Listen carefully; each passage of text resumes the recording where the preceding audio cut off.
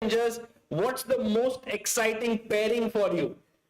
So for me, it would be Nihal versus Giri because here's the stats on this. They have played against each other for a total of 77 times. 77. Yes, Wow. roundabout. I'm just don't take exactly, but they have never played against each other in classical before.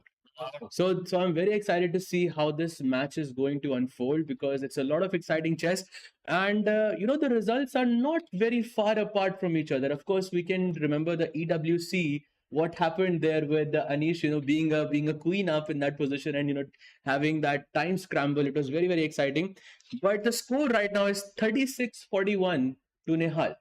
Wow. So it's very very close. So that would be the most exciting match for me. What is the most exciting match for you? Yeah, I was also going to say this one is very interesting because Nihal and Anish, two very strong players. I would give a small edge to Anish Giri because it's classical chess, it's over the board, it's not online chess. Um, but in the challengers, there's one game that is my favorite that I'm going to look forward to. It's Adiban versus Vaishali. That's going to be a clash of generations in some ways. What do you say? Yeah, it's going to be an insane matchup. And any chances for B3 though? I think that's the first question. Adiban is white today. Yeah. Yesterday he did play the Benko Gambit, so he's here for the fight. I saw him at the lunch. He was eating in a way that he wanted to go for the kill. Who is B3 today? Yeah, it could happen. Yeah, but Vaishali would have spent half the preparation time preparing for B3. So I think maybe AD can spring a surprise, maybe reverse psychology. Yeah, you don't think I'll play it, so I'll play it. Maybe Vaishali plays B6. Some reverse psychology there. And on our screen, we now have Harika here, who's playing for the first time ever in Chennai with her daughter also being present here. It's a very interesting dynamic because I was talking to Harika yesterday, who lost her first game against Diptayan Ghosh. I said, how are you feeling? Generally chess players feel very, very bad after losing. And she was like, the moment I entered the room, Hanvika was there, her daughter, and she was so cool, she was so calm. She's just 2 years old. And I think that really lightened her up. I think it's a very interesting event for Harika to follow, whether she'll do well here in this relaxed atmosphere. Will that bring out the best in her? Will be nice to see. So Harika has played so far just once with Indian in the MPL Indian Chess Tour. Not a classical game though, so it would be very very exciting to see how this match goes for her as well. It was a draw. Draw. Yes. Yes, Indian versus Harika, and they have Indian coming in, guys. He is on fire recently. He's playing really well. He won the Dole Open. Before that, also, he's won a couple of titles this year. So, playing really well. Yeah, but you know what? We discussed that Nihal and Anish's game is super crazy. I have my eyes set on that Jordan against Arjun match because I think Arjun still, with the rating of 2780 now, must be thinking, can I inch closer to that world number 2 spot? And Arjun, I think, will not back down. I would expect him to push for a win, even with the black piece. You can see him there. He's not thinking about a draw or a quick game. He's thinking, how can I grind a very, very long game against Jordan here? Yeah, yesterday Jordan was this close to beating with it, and then it turned out in the end, it ended in a draw. So he would definitely be wanting. So, how many Arjun fans in the house? Some of you shouted out, right? Can you make some noise? Let's go. Nice. Arjun fans here. Arjun is maybe looking for a lot of wins, right? As Sahil Bhai said, to reach that magical number of 2,800 in this tournament. He's 20 points away. I think it's possible. Absolutely possible, but Jordan has historically been a tough opponent for Arjun. One more time, they have played against each other 12 times in total, and the score has actually favored Jordan, even in classical. So the score has been 7-5 in Jordan's favor, and their last game was in Tata Steel. I think, in 2025. And the last classical win was Jordan was playing with the white pieces, I think same as today. And it was in the Sicilian Open in 2023, Okay. where Jordan won. So it has been a tough rivalry between these two players. I must say, I'm really enjoying these stats by Sahaj. He's working very hard to bring this up. And it also gives us perspective on the encounter. You know, what can we expect here? What has been the historical background between these two players? And you know, history repeats itself is a common term we hear in chess. It's absolutely true. You have that backlog of emotions from your last encounter against a certain player. And if you've lost a bunch of games in the past, it can kind of force you to make emotional decisions and lose again. True. And one more game that we all are looking for.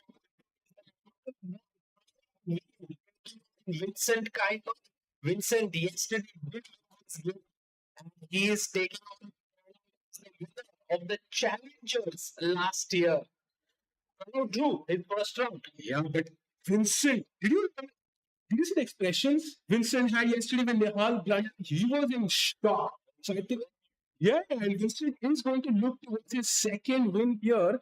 And if he can win this game, he could be so lead after 2 rounds. Yes, I would love to get the stats on this one side. Have they played before the first time? They have played a total of 4 times, and it's 3-1 to Kamer. But they have never played a classical match against each other. Interesting. The last win of these two players came in the title Tuesday in March 2025 this year. So yeah. Wow. And so we are just 3 p.m. I think the first move is going to be made today. We have a special guest. I think he's going to be and I believe the person who's going to make the first move is the man behind Quantbox research, Shan Singh, who's coming in. I'm curious whose board the first move will be made. I'm curious what the first move is going to be, because if it's Adiban's board, it has to be B3, right? It should be forward. See the also the and is it there? Yeah, that's what I think. Right? Let's see. I'm curious. So we're going to see Jordan play B3 with going on the first move. Is it to my board? No, it's I think it happened somewhere else. Maybe we can the entire view. Yes, it was here between Pranav and Vincent Kuiper. Yeah. And E4 was played. Wow, I think And then you see Prashant, who's making the first move. Arjun has taken some more plays. Yeah, four there. So no backdrop to knight F3 or D3, like the most challenging move. Absolutely, because Arjun did win a game with 1E4 yesterday. So Right. And by the way, a huge shout out to Quantbox for actually sponsoring this event, because without their support, it was very difficult. It's always difficult without sponsors in chess. And I think the whole support has made this event even bigger. There's the Masters, there's challenges, there's also a prize fund of 1 crore rupees. And we are off, guys. Let's with D4 against Vidit Gujarati. Let's go to the boards and see what is happening here. The first question is, how is Vidit feeling after yesterday's game? I think it was a tipsy game. He got kind of unprepared in the opening, right? You don't want to do it again. He also has the black pieces today. So what Vidit wants is a solid opening today. No hanky-panky, no crazy lines. And he would love to drag this into a strategic game. Yes, maybe D4, knight F6 with is like this very soft queen's gambit. D5. Okay. absolutely. So Queen's Gambit still very much possible, but I always root for the London. So C3. No, Knight still London is possible. London is still possible in this position. So we are still rooting for that, right, Sahil? Ray Hobson has flown all over the US. Play the London. I'll be a bit shocked But yeah, it is a good opening for sure. I think Vidit will also learn well facing the London action. You know, Simon, it's a good opening for sure. Just that people are not playing it. Ways when people are playing it, but The Collie system. So uh, I think it's very similar in nature because your bishop goes to b3, bishop b2. It's a very slow position, but okay, um, still solid. I think Collie has become the new London. Exactly. Yes. so opening against me in say, it's like test with here. Yeah. That's a great point. So with its next move is going to be very crucial here because you can play many different moves here. You can play c5, you can play e6, or you can play my favorite. I actually had a game in this very recently where you can play g6. G6 is your favorite, yeah? I like it because it's the most dynamic. Because I feel Poly is a very solid opening, and your opponent comes with a certain mindset to play this stable position, and g6 maybe throws you off a bit. Nice. Very interesting. Okay, should we turn our attention to Arjun Erigaisi now, Sahil? Absolutely. Let's go to that game because you're wondering about G6. Sahaj, I think your wishes are coming true. G6 and G3 both on the board. It started with knight F3 and both the players have featured on their bishops. Not this line. This line has full symmetry, 100% symmetry. Then all will play C4, then will play C6, then they will take on D5. Absolutely. That c4 c6 line is very symmetrical, Sahilva. You're 100% right, but there is a very interesting line in this variation for black. So you can play castle, castle. That doesn't change anything. Castle, yeah, he castles it. C4 very light. Okay, I think the king stopped on F8 for a second and my heartbeat also stopped. So, okay. So white plays c4 here. And what I really like is b takes c4. And if white plays knight to a3, which is a normal way to recapture the pawn on c4, black plays a5. A5. I think C3 is the move. Then. C3 is the move. Oh, he goes with your line. He goes for the solid system. No space in the center. Give it to Jordan. I will go like Grunfeld and Slav combined with each other. But now Jordan will definitely have a new idea up his sleeve because that's what Jordan Van Forest is all about. He's not this guy who kind of banks on 20 moves of theory. He comes with a new idea somewhere very quickly. Yes, absolutely. So the main variation here is b3 and then takes and knight e5. I think those are two crucial ideas. Okay, there are many more, I think, apart from that. b3, queen a4 stuff. Yeah. Normally, you just take on c4 and then you just transpose all together. But yes, you are 100% right. By the way, I think while he's thinking, maybe we should turn our attention to Nihal versus Anish because Nihal has done something very cool already. Which is? He has gone for the close Sicilian. Oh, so this is something we very rarely see at the top level. Clearly, Nihal in some preparation already. But looks like Anish is not budging. Anish is playing super quickly, and it seems like he's still very much in prep. Yeah, I mean, he has 2 extra minutes on the clock, and he's not even sitting at the board, so he's kind of showing a clear signal. Your preparation has not worked for me, at least. Yeah, absolutely. So close Sicilian. Yeah, so close Sicilian for the audience here. Close Sicilian means when white does not play the move d4. So that when you play d4, it becomes open Sicilian. When you don't play d4, it becomes close Sicilian. And this is something very, very rarely played at the classical level, at least. Yes, I think Nihal has come here with an idea to experiment. He's like, I don't want to play the lines which Anish would already have played maybe 100 times. I will play something fresh, make him think. But Anish is like, sorry, Nihal, I'm prepared here as well. Look at Anish's time, 132. You know, the problem is, if you look at the past games from this position, especially with the move that Nihal played, 95. Yeah, black has a spectacular record.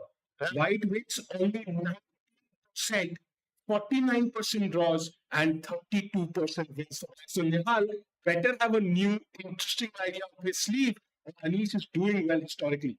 Well, maybe there's some Vishnu Prasanna idea. He's Mr. Vishnu Prasanna. If Anish plays NGE7 here, I think maybe Bishop G5 could be an idea, yes? Yes. Before the knight getting that F6 square, maybe that's what he wants. And black sometimes just plays H6 here. But then knight F6. Oh, Bishop F6. Bishop F6. Bishop F6, and now it's already quite tricky. I mean, if you don't know what to do here, it's very easy to go wrong. But the pace Anish is moving at, he will find castles, just ignoring that bishop, and somehow I think pieces are getting exchanged. And I would think maybe Nihal needs a new idea, less known idea here. Yeah, I don't know what will happen. What will Anish play? There's also, is this a possible move? Knight C E7. Nice. Now you're thinking very clever because F6. very clever, very clever. You also don't give up control of the F6 square, which is super important. I like this move actually. It's very practical, Sagar bhai. It's looking good, but the bar is like, sorry, we don't like your suggestion here. Maybe White gets a small edge by bringing the other knight. Maybe. Yeah, exactly. This knight didn't have a role, no good squares. Now it has a role at least, and black will again have the same problem after the trade. But regardless, I think Anish looks prepared. So he is thinking, what is the best defense here? Definitely an option as well, knight c7. Okay, so we have a nice new opening here. Let's go to the next one. Which game should we go to? Let's go to Karthikeyan against Wanda Leong. So we have a more normal setup, but again, we are seeing a lot of fianchettos today. Yeah. This is the Magnus effect. It's the Magnus effect, no? Because Magnus plays Catalan, he played it in the World Championship, and since then, a lot of players have gone for it. Yeah, this H6 move is also very typical these days. You just touch your rook pawn, you move one step up. It's a good move. You move 2 steps ahead. Often it becomes a brilliant move. So, it's being played so often. By the way, here, a wonder, being super well prepared, he takes on c4. Yeah, maybe knight e5. Let's win that pawn back. Karthikeyan, of course, I think looks, this is a very normal structure. I'm sure he's prepared. But I think Leong has hit his preparation perfectly here. Yeah, this will be interesting to see. Karthikeyan Murli, last minute addition in the Masters section. He was going to play the challengers, then Fedo CF couldn't make it. And so Karthikeyan is here. He started off with a draw yesterday, while Awonder Liang lost his game to Arjun Erigaisi. Yeah, and as they think, maybe it's time to have a look at the Pranav against Vincent game. Vincent, of course, wants to win this game, gets so lead, and again a fianchetto. I think today is the theme of the day. Yeah, and also this reminds us of the setup which Anish has taken, but with the white side, if we can have Pranav and Vincent on our screen, I think Pranav is also doing the same thing here, that he doesn't want theory against Vincent, who is very well prepared. Can we go from the first move? Did it start with 1 e4? Yeah, 1 e4. Bishop b5 check. This is the Moscow variation, I think, and then very similar to close Sicilian, like you mentioned. But this bishop on e2 is thinking like, I had a beautiful future on b5. What just here? I came back on e2, d3, c4. I'm completely blocked. Absolutely, but I think white will at some point play d4, and the bishop sort of has a better future, I think, once that happens. So maybe it's still a close Sicilian, but I think it has potential to be open Sicilian very, very soon. I have a question for our viewers here. Let's see how many of you are very strong. If black castles and then white plays d4, pawn takes, knight takes, what is this structure called for white? Does anyone know here? The pawns on e4 and c4. What do you call it? Yes, you can shout out. Wow. Yes. C3 bind. That's amazing. Yeah, round of applause for the young kid there. Brilliant. I think today we are going to have to ask some tough questions. Yeah, the viewers are very strong. Absolutely. I'm very, very impressed with that. Yeah, let's see, guys. I'll throw a tough question. Let's have it. math, of course, like, I don't think I do that. Later. Yeah, to be honest, I think we might see one of these players someday playing the Chennai Grandmasters 5 years from now, 10 years from now, and this might be the an initiation point for their journey. Who knows? True. I remember Vidit once saying that he was like 10 years old and he went to Hyderabad to see the World Cup that was happening in India. And that is the first time he saw Vishy Anand, and that really inspired him. So I guess it might be the same story for many of you here. You'll go inside, you will see some top player, and that will inspire you. Meanwhile, I think in the Nihal game, we've seen that move, 97. So maybe Bishop G5 could happen any moment now. Nihal Sarin thinking about it. He's not even looking at the board, which he rarely does. Yeah, Nihal doesn't need the board. Why does he need the board? Yeah, the board is in his head. He's all the time calculating, looking up at the ceiling. It reminds me a bit of Vasily Ivanchuk. He also never looks at the board. He's looking somewhere else. But he's calculating. And what are the chances Bishop G5 happens here? Yeah, so Anish thought for about 6 minutes before he played Knight G7, which makes me think that Nihal is ready for that fight. But I think maybe Anish is kind of out of prep. What do you think, Sagar bhai? I don't know if he's out of prep here, because I'm pretty sure that 6 minutes is a difficult time to be sure. Sometimes 6 minutes are used to recollect your theory. Correct. That you have prepared.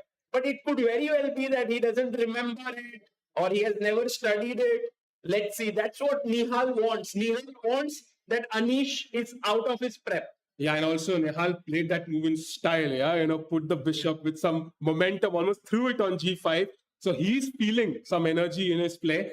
But I think Anish, so far what we have seen, I agree with you, Sagar. I think he is kind of recalling his prep. He knows what's happening in the position. Also, let's address that a very simple move here, like short castle, can be very deadly for Anish here. Right? Why? Because white has this knight to f6 check. Okay.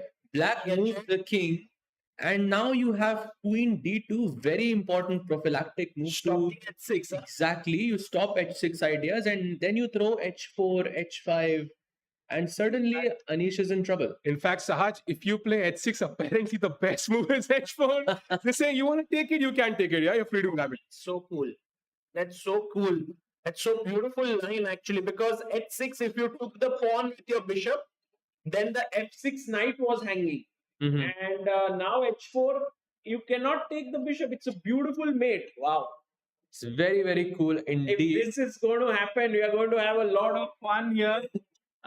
Did we see all the games in the Masters? We did see Karthikeyan Wonder. We saw Van Forest Arjun. Maybe Van Forest Arjun, we should look at it in more depth. Yes? Yes, let's go and look at it, because the position is still very symmetrical, like you predicted. And Van Forest looks to be better prepared here, but it is Arjun. Arjun might be recalling, some line that he has done in the past. I'm sure he must have played this position in the past as well. So it's only a matter of what you play rather than, how you play. Correct. Because he knows probably many different setups here from the black side. Maybe taking the knight on e5 is the most direct idea here, but may not work so well. Yeah, after pawn takes, now the d5 pawn is hanging, but we could counter attack the e5 pawn by knight g4 maybe. And then we go maybe queen d5, I guess, or queen d4, something like that. Yeah, because the e7 pawn kind of falls to. So there are some traps in this position that Arjun has to be careful of. Arjun shouldn't take here on e5, I guess. Probably not, but you can technically do the copycat system and just keep playing whatever white is playing. White plays knight e5, we play knight e4, and that's it. We just keep copying the opponent. That's a good idea. Actually, knight e4 could be very much possible here. Maybe rook c8 as well. Again, guys, look at this. Arjun Erigaisi not looking at the board, looking elsewhere, trying to remember his lines. It's amazing how strong the visualization the players have, right? You can visualize the entire game in your mind sometimes. It's insane. Like, they don't need the board. We have 2 boards, a bar, an engine, 3 commentators. They have nothing and they can still play better chess. Yeah, that's true. I guess you are very right. Visualization is so important in chess. And maybe, Sajbhai, you would like to tell our viewers what is a good way that they can improve their visualization. Do you know any technique that is very helpful? When I was younger, my dad used to play blindfold chess with me a lot. So basically, I would be, wearing a blindfold, and then my dad would just be playing properly. And after some time, my dad started removing the pieces from the board. Oh, But that was an exercise for me because I needed to know that I had this piece at this moment. Initially, for the first few weeks, I struggled with it a bit, and then eventually it became a lot better. So blindfold chess, I think, is a very, very big one here because most strong chess players, I'm sure, Sagarba, you have better input here, but most strong chess players are calculating in their minds. They're not calculating with their eyes. for sure. I mean, I was coming here and in the flight, I solved 6 positions with Vidit, who was not even having a board and he was just solving blindfolded. And I think for top players, having a board, not having a board does not make a huge difference. Absolutely. And they have trained themselves. I think that's very important. You can train yourself. And Rook C8, played by Arjun. Yeah, Arjun, I think, wants to not copy his opponent. He wants that slight imbalance, as we discussed yesterday. So anything wrong that Jordan plays, Arjun is ready to take over. No, now Jordan can respond with Rook C1, which would still be very much in line with the copycat system, Yeah. and then Arjun can still play knight e4. So it is still very much possible. But yeah, Arjun probably is not gonna do that because he likes imbalances. He likes those shock positions.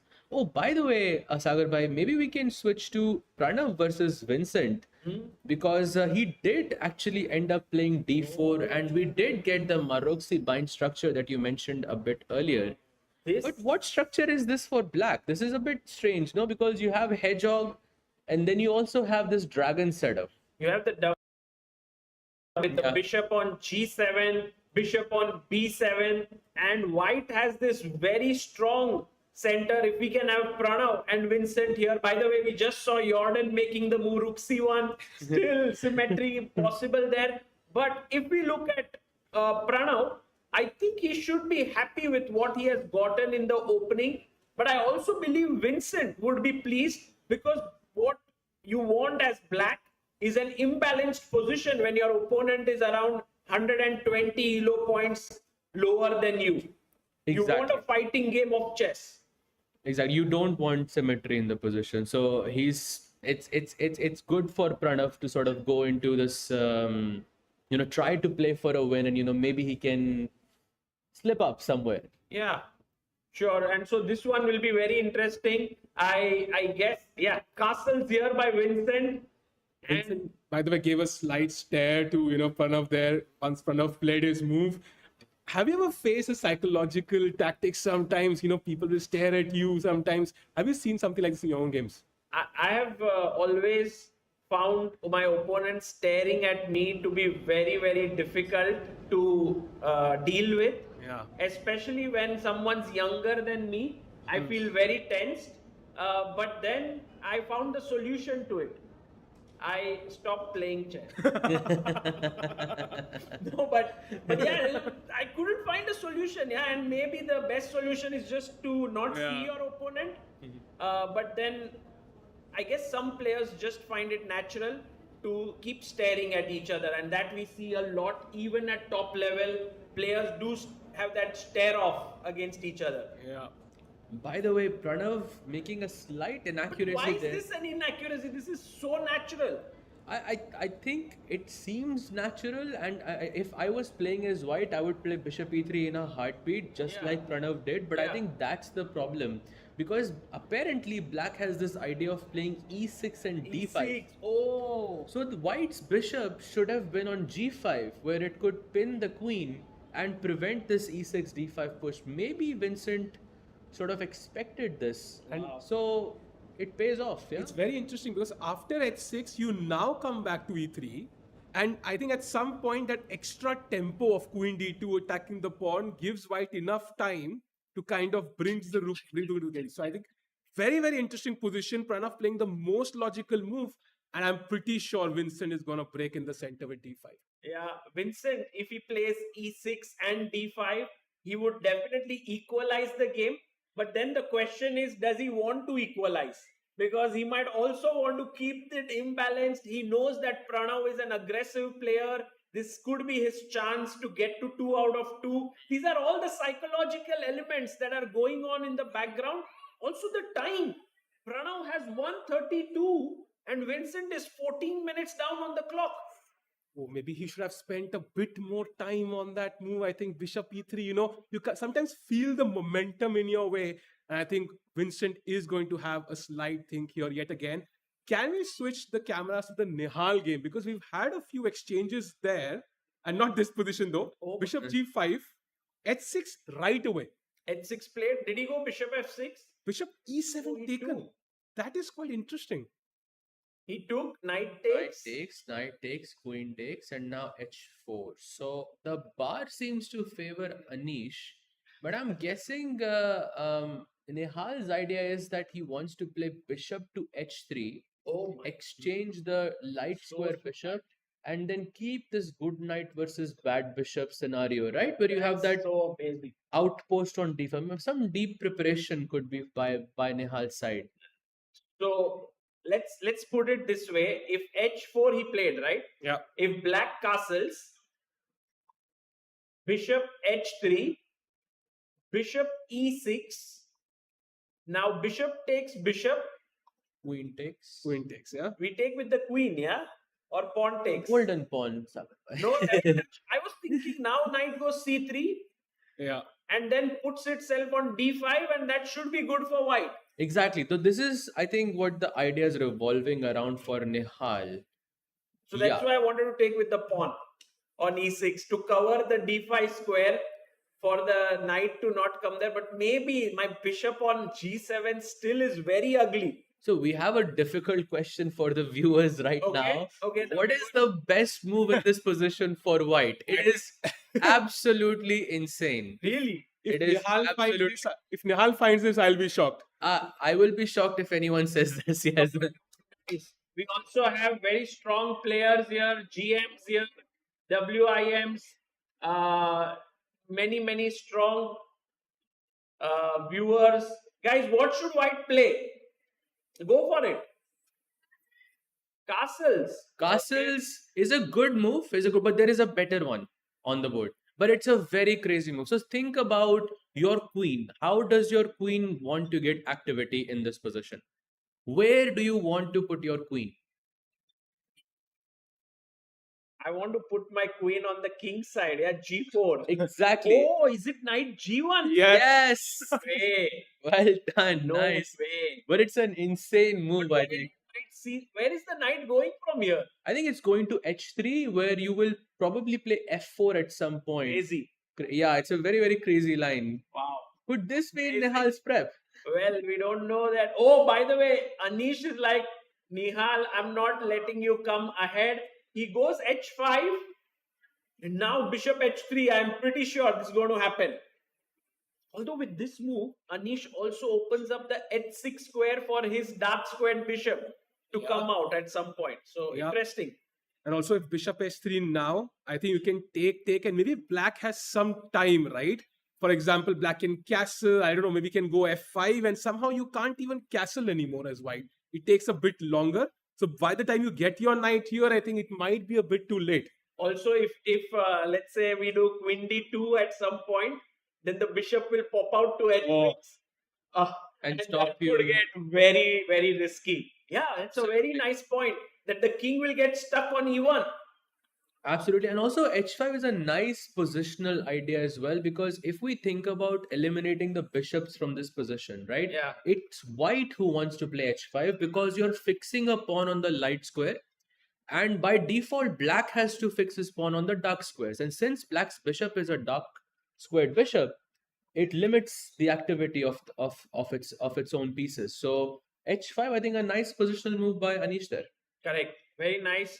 So this was pretty good. What about Vidit's game against Ray Robson? Should we go there? Absolutely, and I think we left it at e3, right? Yeah. And e6 was with its choice. Knight comes out, pawn to c5, b3 as expected, knight to d7, and this is the current position. So both players actually playing it very slow.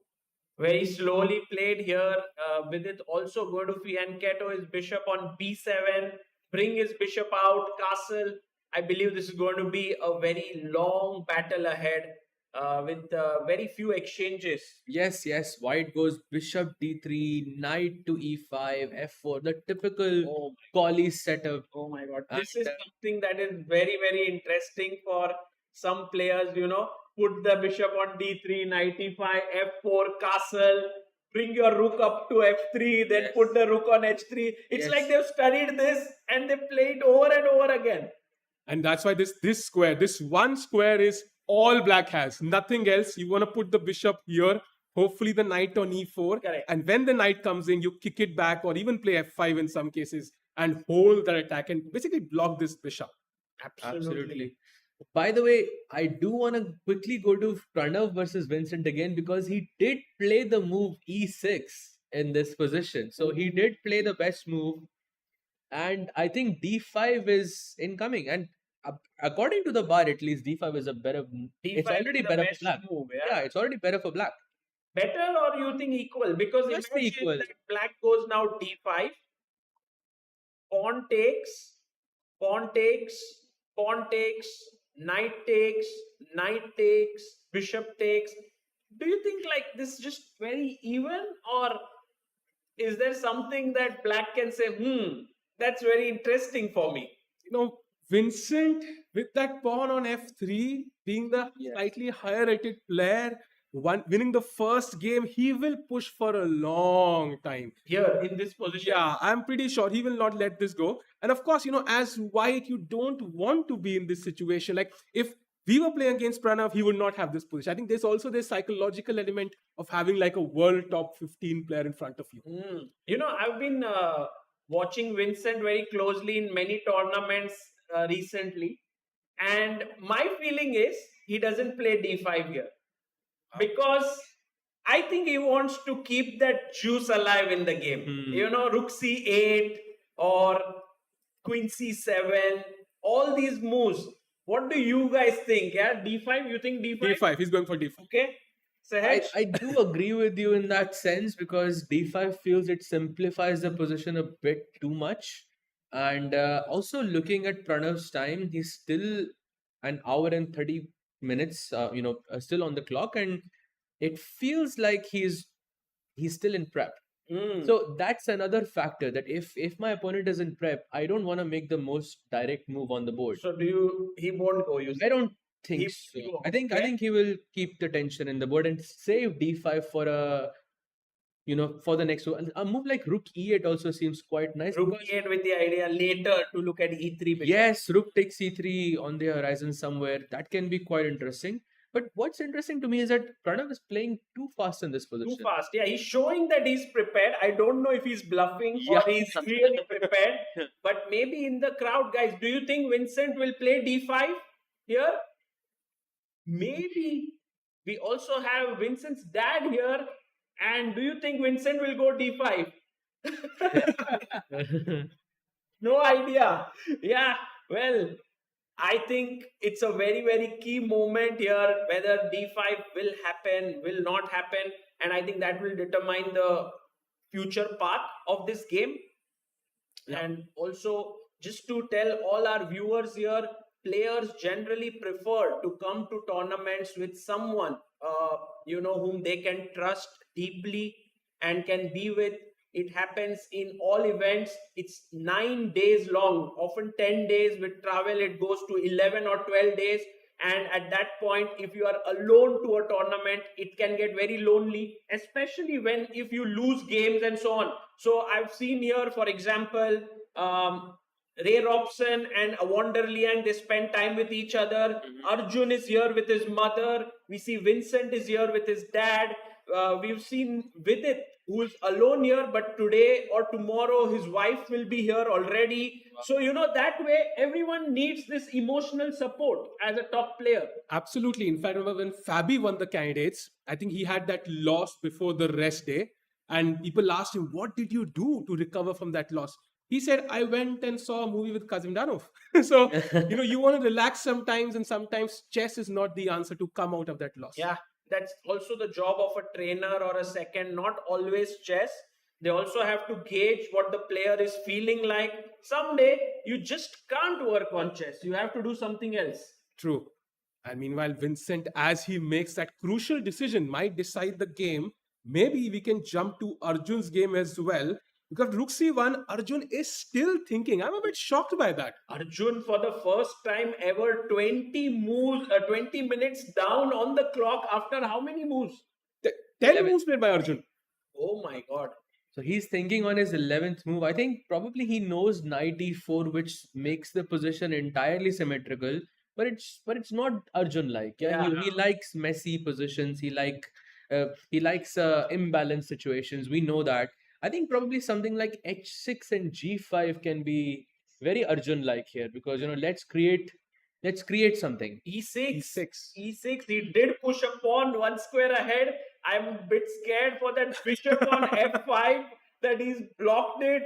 It's a question mark move for the engine. Arjun gets up. 20 minutes down. Oh my god, what is this? Is it a mistake? I think this emote should be replaced by an Arjun emote, yeah, because this is typically what he does. Always like the second, the third, the fourth preferred move of the engine, something that gives his opponent a chance to change the character, and then he hopes he'll get a chance to strike back. No, but if this is a mistake, Yeah. then maybe Jordan is like, I have got Arjun where I wanted him to be. Like, take him to an equal position, and then Arjun will be like uncomfortable because he doesn't want to draw, and then he will try too hard, perhaps. Do you think that's what has happened? It could be. I mean, but Arjun tries, every single game, and yes, you can use that against him. And judging by the time, it could very well be the case. But I'm still gonna say that Arjun looks comfortable, at least in situations like that. It should be a good move for white here. H3. H3 can be good. Yes, H3 is a good move. G4 to trap the bishop, and H5, for black or what? H5, white plays, I don't know, E3 perhaps.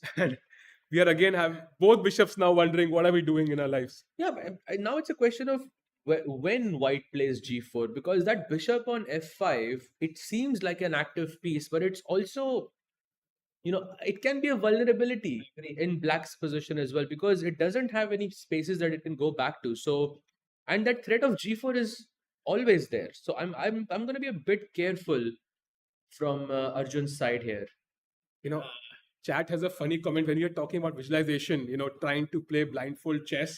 Somebody mentioned that's like telling someone to improve bike riding by entering the Tour de France. But I think you start baby steps. Yeah? You kind of you put in effort, you keep putting pressure there, trying to force your brain to visualize the board, and slowly it comes. I think the best way is to take one position and then think about it without a board.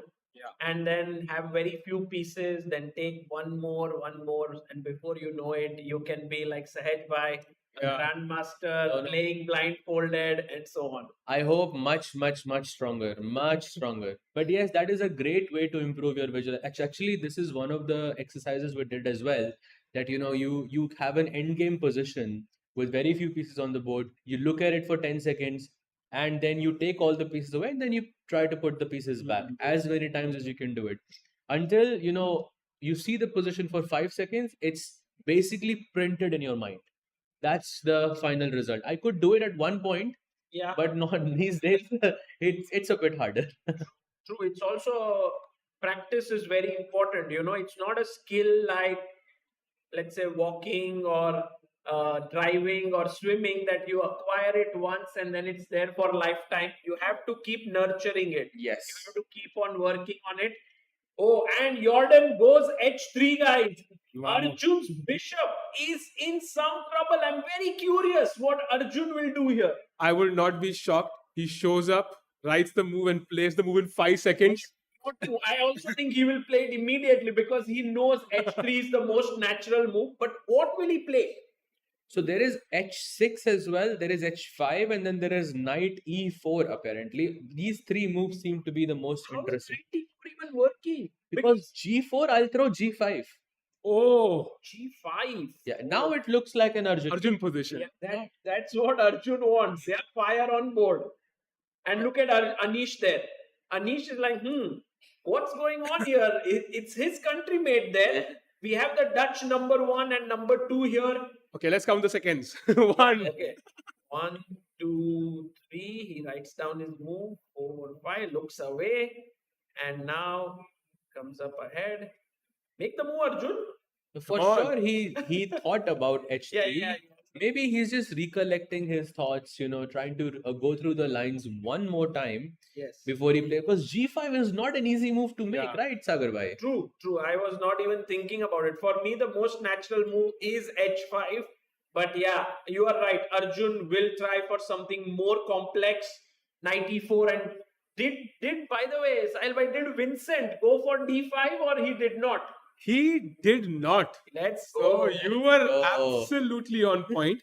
He played queen to c7, but apparently that's a slight mistake. Well, it's because he didn't go d5, right? Yeah. The computer says sorry, and now rook c1, rook c8. We have this complex position. Let's have Vincent and Pranav on our screen here. So now we have a typical Maroczy bind position. Yeah. Very, very typical because black usually wants to play d5, and white's goal is to how I can stop d5. Basically, that's what it's about. But it's a bit strange because Vincent did have the opportunity to play d5 all just now, and the rest of the game, or at least in the middle game, he's gonna try to push the same pawn. Maybe he can also try something like knight e5, rook d8. And you remember that game of Vishy sir where he went at king h8, rook g8, and yes. g5. Yes.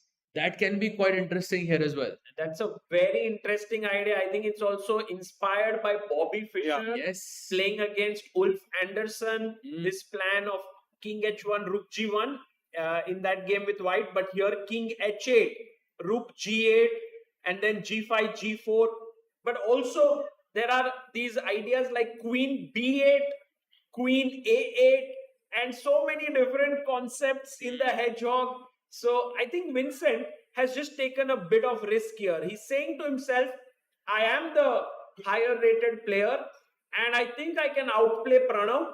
Meanwhile, Pranav is like, thanks Vincent for a nice position to me, and I'm going to now try and beat you here.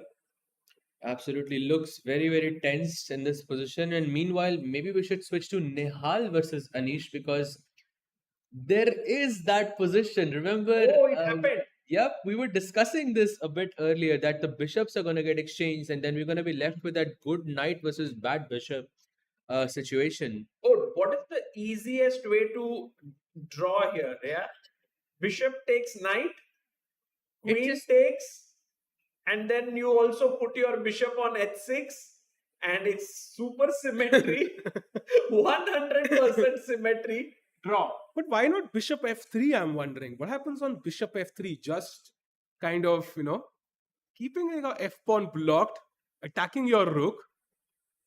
Rook g1, no? Rook g1 looks very logical. But now somehow it's a bit uncomfortable for white. Wow, what are you saying? This is better for black. Yeah, What so happened here? bishop f3 just looks so logical. Sahil, you with your magic, yeah, here. What just happened? It's now like rook g1, bishop h6 for black. I think it's apparently rook g1 and b5, just opening it up on the queen side. So And I take the pawn. yeah, if you play let's say rook g1, b5, you take the pawn, and now simply d5. What the hell? That This is crazy engine And chess. if I take another pawn, e takes d5, you go e4, yes? I'm not taking both of those. There is no way he will convince me. Yeah, I think now apparently rook d8 or even bishop d5 works. But these are engine lines. But bishop f3 is logical. It is a human move, right? Yeah. You want to kind of attack. So maybe after a move like bishop f3, since your plan is to play b5, I can go queen f4 check first. Okay. Oh, You move the king, and then I move my rook to g1. Okay, I can't bring the queen in. King f8. Is that good? Because now you yeah, don't that have looks this good. b5, d5 funny business. He's going bishop. Do you think Anish, actually, generally, I thought Anish wants to take the knight. That's my feeling here. No, bishop takes bishop looks very risky. I feel like He played bishop Played. f3. Played. nice. Wow. Guys, if what Sahil just showed, rook g1, b5 happens here, that would be insane. But at the same time, what Sahed said, first a check, makes a lot of sense because black has to break the castling rights. And Yeah, and also to prevent b5, and then we just move the rook, and still it feels like Anish is suffering here a bit because on the dark square, especially the d5 square, it looks a bit risky. You think Anish is suffering? Wow. Very interesting. Okay. yeah, I'm not sure actually, because somehow with the king on e1, I'm a bit nervous for white as well.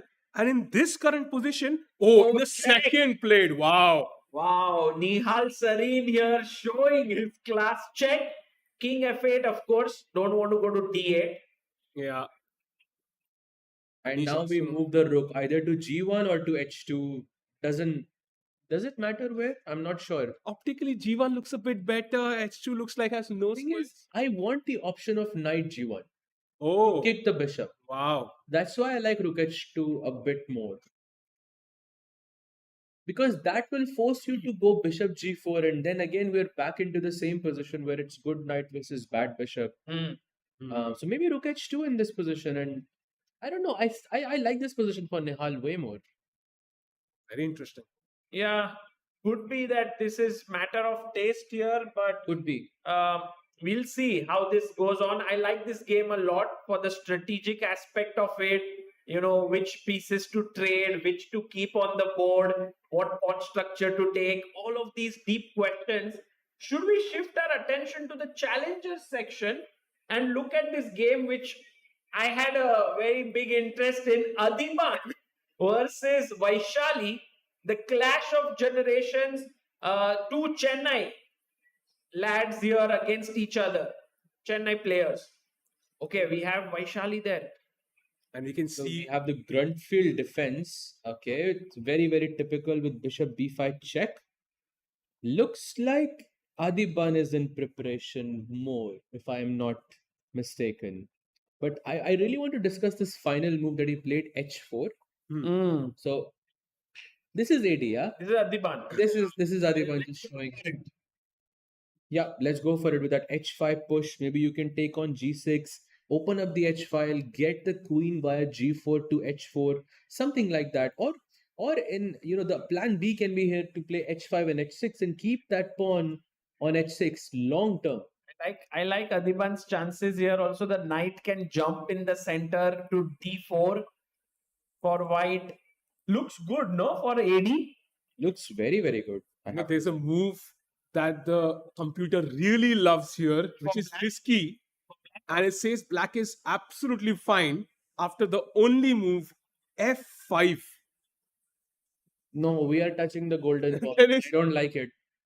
But I don't like- in the Grunfeld, pushing f5 is a common idea. True. But f5, what if I take the pawn, Sahil bhai? Yeah, you take with the g pawn, and somehow I think rook f7 and keeping it solid. And d5 pawn is become a bit Yeah. weak there. Although I must say, after knight f4, h6 traps the bishop.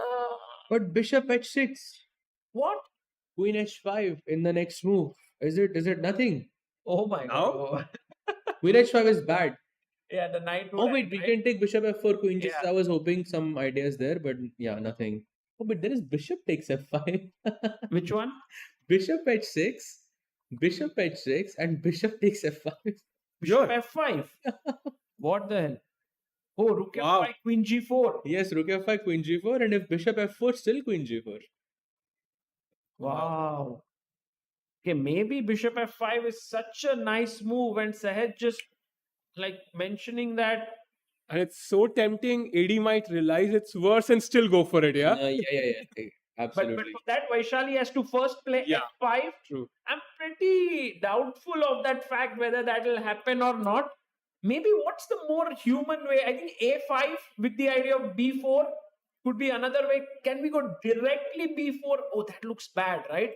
b4, I just take it. Yeah. Even after something like a5 and b4, I was thinking to just go c takes b4 and give you the rook, because Yes. that's also another very common theme in the Grand Prix, Exactly. right? To give up the a rook. h5. Yeah, go h5. Yeah, just go h5, b4, you just take it, and then queen a1, and then you have that control over the dark squares, and the king side becomes a bit weak, and AD loves these positions. Right. So Nice. Okay, guys, she plays queen b7. Vaishali, but now h5. Or maybe AD has a better move, yeah? Knight g3 or what? I would pick a Knight- knight on e2 maybe, having both options. I like Yeah, the I option don't of- like knight g3. Yeah. Pawn is also hanging. Okay, knight d4 here. Yeah, maybe knight d4, maybe h5, yeah, continuing on your plan as you mentioned. Wow. It's very logical. I like h5 a lot in this position actually. So yeah, quit f5 not pushed. And by the way, even after a move like h5, black still has to find f5. So Vaishali in some trouble in this position for sure. I think, in a way, I would say when Vaishali was growing up and was a very little kid, Adiban was someone who, like used to motivate her. And now at this point, both have become grandmasters. Both are facing each other at the Chennai grandmasters in the challengers sections. It's such a nice feeling to see them against each other. Yeah, and regardless of the result, I think Adiban will be proud, yeah? Yes. And I think maybe as we look at the challenges, maybe it's the right opportunity to take a very short break, and we'll be back on the other side.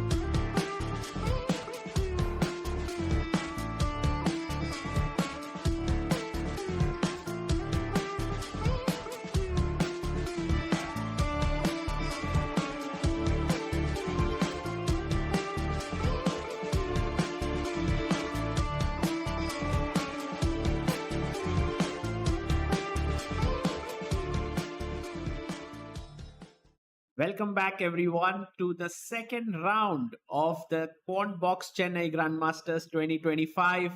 We had a small break. On the other side, we are joined by Sahaj Grover and Kincho Tot. Hello. Yes, hello everyone. Thank you so much for having me once again, and welcome to our audience here at the venue. We have a lot of young fans today, of course, next to the regular audience as well. So, I think yeah, let's maybe jump to the games. But yeah, very nice to see everyone here. Sagar bhai, maybe we should start with the challengers games first, and then we should switch to the Masters section. Yes, let's go to Adipan versus Vaishali, the game that we were looking at. Sahaj, you have some very interesting stats about this game. They have played with each other before. Oh yes, I actually. So they have played against each other. 4 times, I believe. 4 times. 4 times against each other, and the score is 2.5, 1.5 to Adivan. However, there has only been one classical game between one another in Tata Steel, I believe it was, in 2023, if memory serves me right. Yep, it was Tata Steel, and the match ended in a draw. Okay. So it only one game which was a draw, and the second game is happening right now, and looks like AD is having a good position here. So after the queen came up, we took a break of roughly 10 minutes or maybe more, and Adipan has not played his move at all. He's still thinking. and rightfully so, because honestly, we finished sort of the development. All of our minor pieces are out. The king is already in safety, and I assume that there has to be a plan. Yes. And I believe that he wants to push his pawn forward one step to h5, but he is a bit worried perhaps of the f pawn moving forward. I don't know. He must be calculating this deeply. So, very intense position. Definitely good chances for Adiban. Let's go to one more position here. One player who's doing really well today is Leon Mendonça against Abhimanyu Puranik, who's the top seed of the tournament. Leon has a very serious edge. Yep, and you know what the weird part for me in this position is that what is that pawn doing on d2? Usually that pawn should be on b2. And that is a normal, I think, Sveshnikov position. I think we've seen similar situations in Caruana Carlson match, right? I think we had very similar situations there. But that pawn on d2 is so strange. But apparently it's quite good because at some point you can throw d4 Right. and gain that control in the center. Yeah, this is looking very promising for White. In fact, Leon won his game yesterday as well. He managed to beat his opponent Harshvardhan.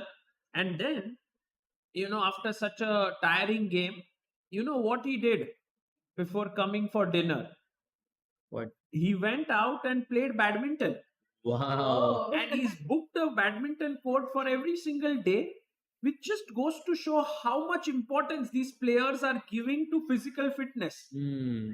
it also helps quite a lot with mental health, right? Like, disconnecting just for a bit from chess and the heat of the tournament and Yeah. emptying your brain a bit and come back with a fresh mind. So it's not only, the physical health, but also the mental health. It helps a lot. That's a great point because for chess you need to keep a clear head, and having these tense matches for 4 5 hours can be mentally very exhausting. So having that break from Yeah. thinking about chess all the time and focusing on other sports can be a great thing. In fact, last year I remember at Tata Steel, it was Ramesh and Prag and Vaishali and Divya and all of the players used to go and play badminton at night. Yeah. And so I think it's becoming a recurring thing. I think for a lot of these youngsters to keep their body fit and also their mind healthy. Very important. Definitely. And by the way, Abhimanyu just plays his bishop to f6, and now the rook on a1 is slightly under pressure. Although White's idea in the long run would be to get d4 in, and eventually, if can break with c5, he would get a d passer. Right, but somehow optically, if you ask me who is better here and who would you play as, I don't know. I still like Black's position somehow, but that's probably because I'm just really weirded out by this pawn on d2 because I mean look at some of the other games that they push the d pawn on the first move itself, and we are now on move 15 and the d pawn is still there. I mean, how rare is that? Correct. Very rare. And I think Leon will definitely have to play this carefully to keep his advantage with white. Should we go to the next one here? In the challengers, we also have Indian taking on Harika. And Indian versus Harika is a very, very important clash, especially for Harika. She started off with a loss in round one. She would want that bleeding to stop, but it is possible that she's already in some trouble out of the opening. Yes. Absolutely. I think Kinshaw in this position, I feel like that especially the d5 square looks up for grabs. Yeah, I think Harika can be in some trouble. White's position here is really, really comfortable.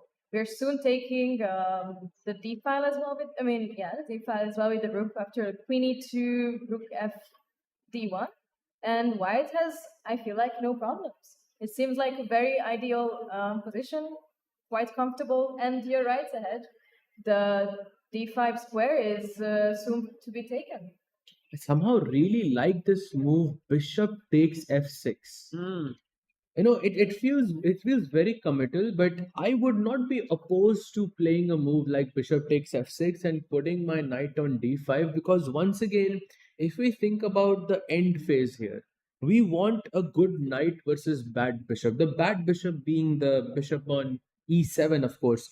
And of course, I'm not opposed to having a good bishop versus bad bishop either, where we have a bishop on c4 and black has a bishop on e7. In both cases, we want the black bishop on e7 to remain. Yeah. Actually, Kinshaw, you were telling yesterday that you are a Mora Gambit player. And this position does remind me a bit of Mora Gambit with all the pieces this way. On the upside, black is not a pawn up here, so white it's equal material. That is also why I'm very, very much saying that this is so comfortable because, yes, as you were saying, it very much resembles Mora Gambit's positions. In those cases as well, we always put the rooks on c1 and d1, and then we just pressure black's position. And yeah, but the upside is that we are not even down a pawn, so I'm even more like inclined to say that white is doing fantastic here. That's a great point, by the way, Sagar bhai, because if you just add a pawn for black on d6, Yes. this is literally Mora Gambit. Yes. What? Yeah, you have this amazing vision. Wow. Yeah, it's a standard position. Yeah. And looking good here for Indian. Should we go to the game between our two leaders, Diptayan Ghosh and Pranesh M? Both won their games yesterday, now against each other. And the last move that has been played by them is Queen A4, D takes E5. Oh, I see now. The knight is not hanging because the bishop is hanging.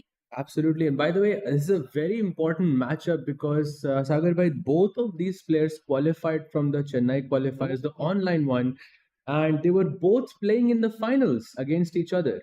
So in the qualifiers, Pranesh defeated Diptayan, and in the finals, Diptayan defeated Pranesh. So it's 1-1. It's 1-1. No, they have played some 6 times against each other, but the score is some 3.5, 2.5 to Pranesh. Only one classical game between each other in Delhi Open in 2020, I think it was. Wow. Wait, what? His bishop on h7. Wow. Diptayan. Right. Okay, Because so what's the idea here? Because I would immediately think even knight takes could work here. yeah, knight takes, and then just queen takes pawn, queen takes knight, and Diptayan is saying, I'm a pawn up here, and I have a very good position.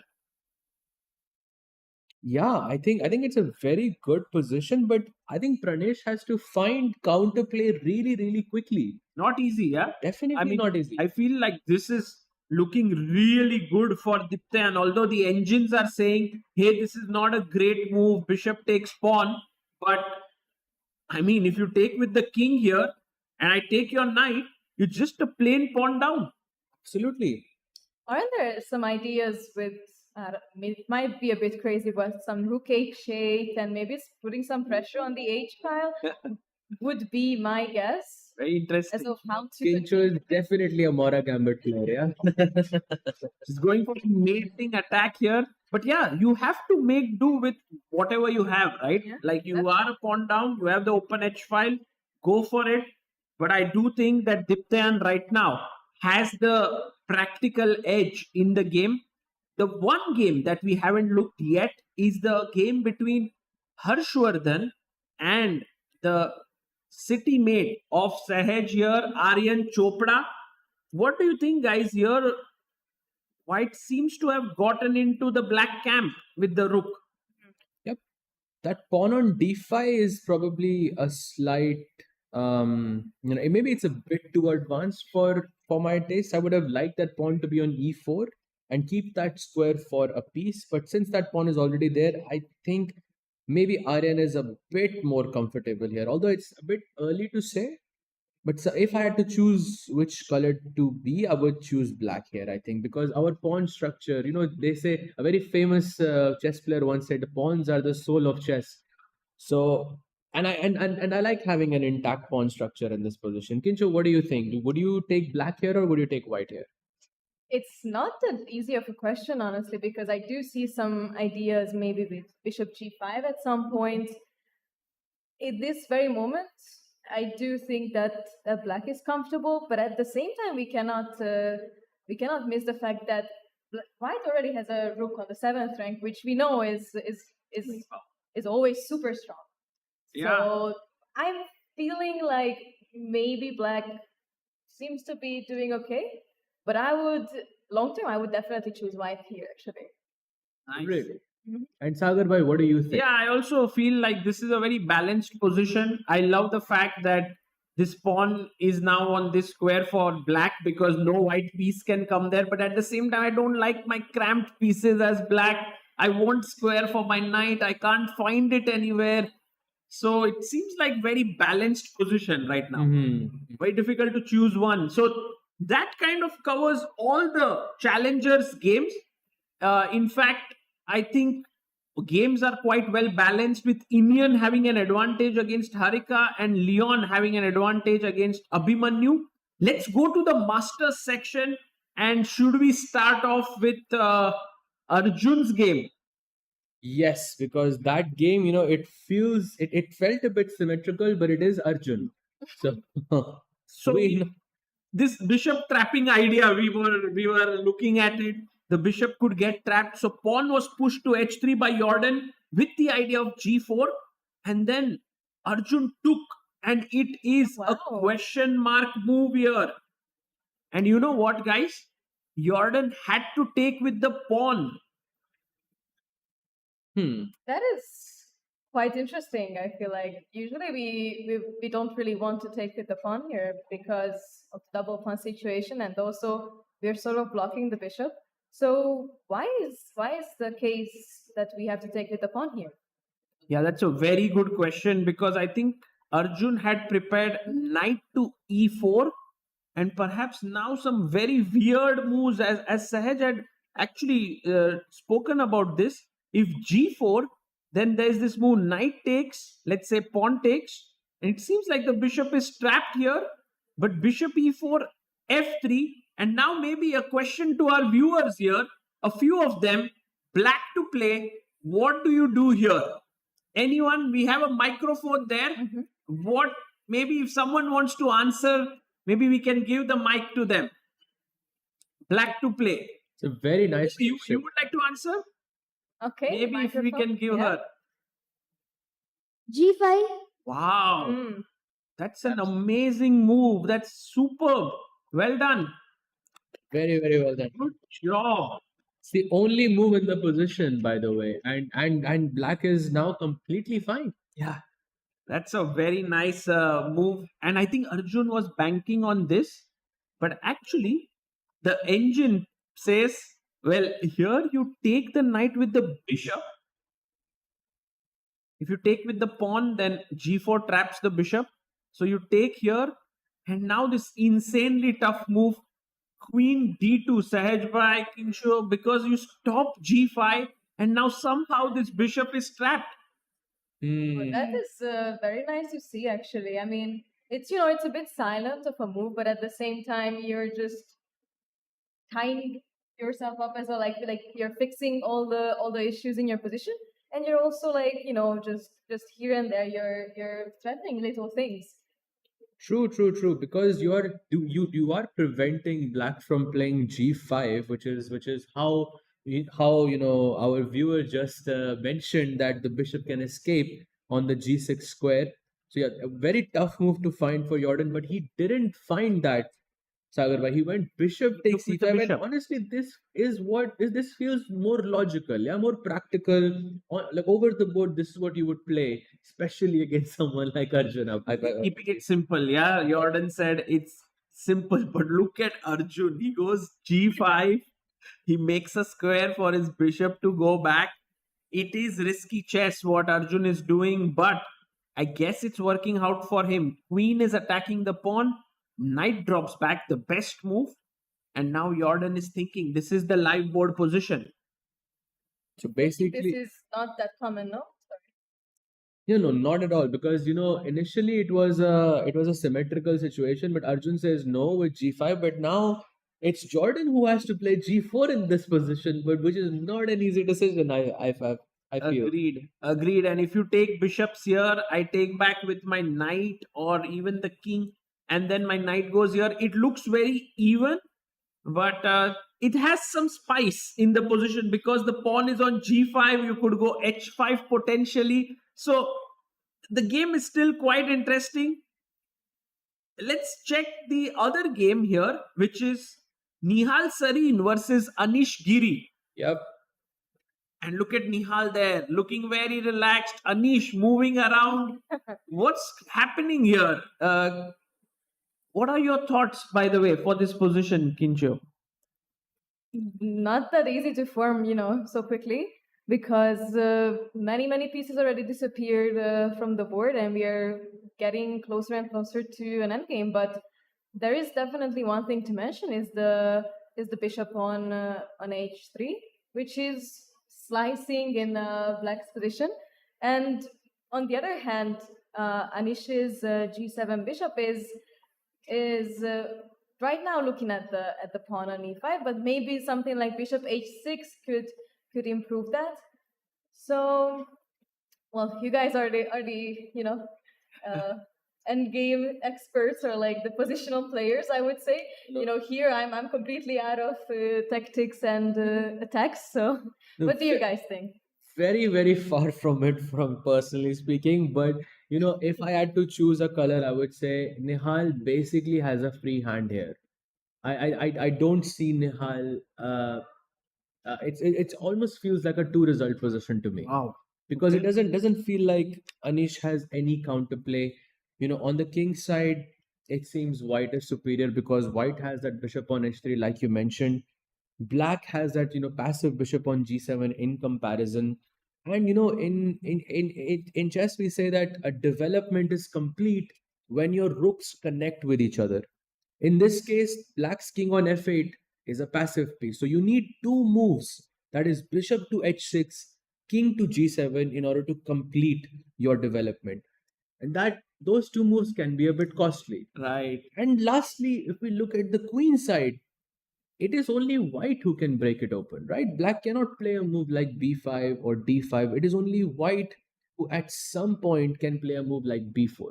So I feel Nihal has all the time in the world that he can take, and he can strategize. And yeah, maybe the position is equal, but I would choose to be white. What do you think, Sagar? Sahaj, what you broke down this position was so nice. It in fact gives me an idea instantly that instead of preparing b4, can we just play it on this move? Look at this. b4. Here. B4, and And I think you are back, yeah? Now the tactics are back. That's more like my kind of chess here, right? And suddenly I had this like shine in my eyes, like, oh yes, we are back. If we take with the pawn, the rook is hanging. If we take with the c pawn, a very typical idea here is to play a3.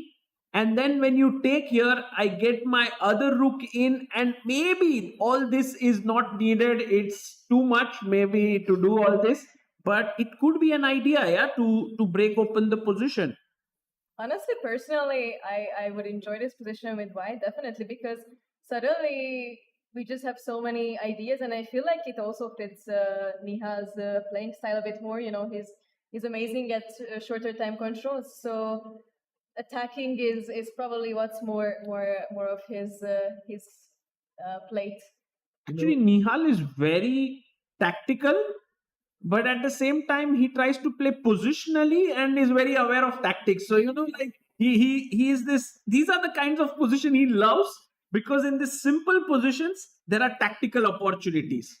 Like an ultimate nightmare, and when it comes to online chess, faster formats. But yeah, b4, it feels very much like benko, reversed benko from the white side, where you're throwing up both of these pawns, b4 and a3, and playing on the a and b files. Looks very dangerous. But personally, if I can play b4 at any point, then I'm gonna take all the time in the world. Like, I'm gonna play a3. I'm gonna bring my rook to c1, rook to c3, rook b3, because black really doesn't really have a breakthrough. This is a great plan again. Rook c1, rook c3, rook b3. Put the rook on b5, and then prepare b4. Exactly. Wow. Exactly. I mean, you might say that the king on e2 is in the center and it's a bit exposed, but since the center is really closed, the position is pretty much closed. It's not really anything to worry about, at least for the next few moves. So I think it's good. I think it's good. If Anish was white here, I would say this is the type of position that Anish is very, very good at. Grinding out that small edge. So I think Nihal is doing well. Okay.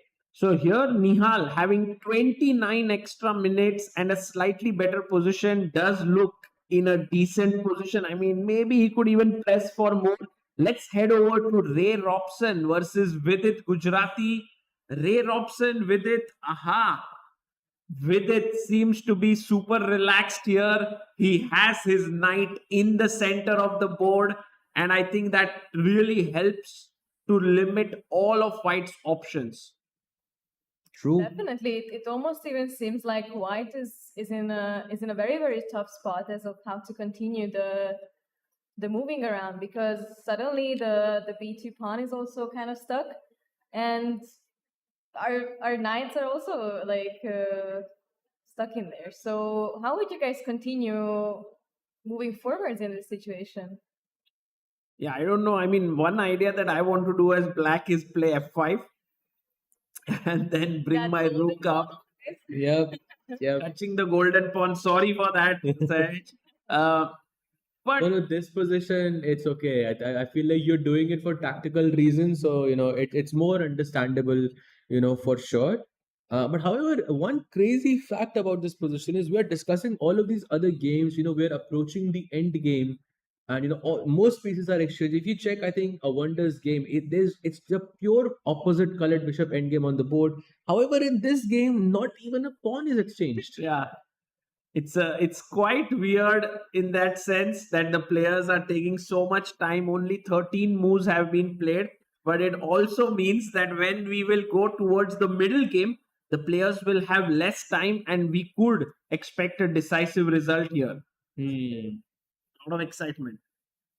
Definitely, and especially with the no additional time, that's gonna be crucial times for the players. And from here, from the commentary, that's actually what we love to see.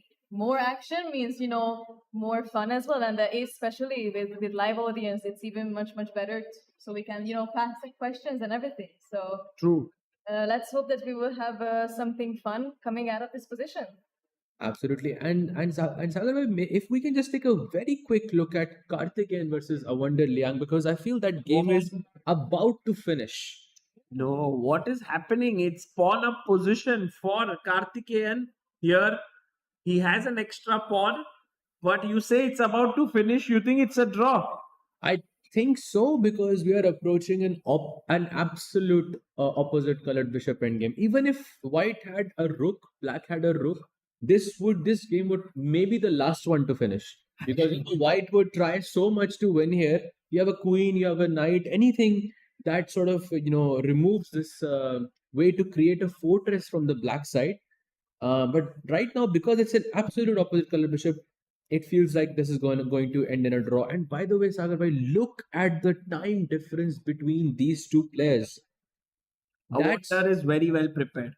very, very well prepared. 45 minutes difference between these two players. That is huge. Yeah, actually, this is one of the things that I always dread, that if I ever had to play a super tournament, what will happen with me is that with white pieces, my opponents will easily neutralize with black, and with white, when I'm black, they will really press with white pieces. And I think Karthikeyan right now is facing this thing where he played an opening where I think he got no real chance with white pieces, just clean equalization. Sagar bhai, I remember when we played in, I think it was the MPL, the MCL, sorry. And I was white against you, and it was not an easy game at all. And I was not pressing in that game. It felt like a very, very difficult game. And you won, no? But Sahaj, I did, but it was definitely not an easy ride, I have to say, because and you also played, I think, the Philidor system, which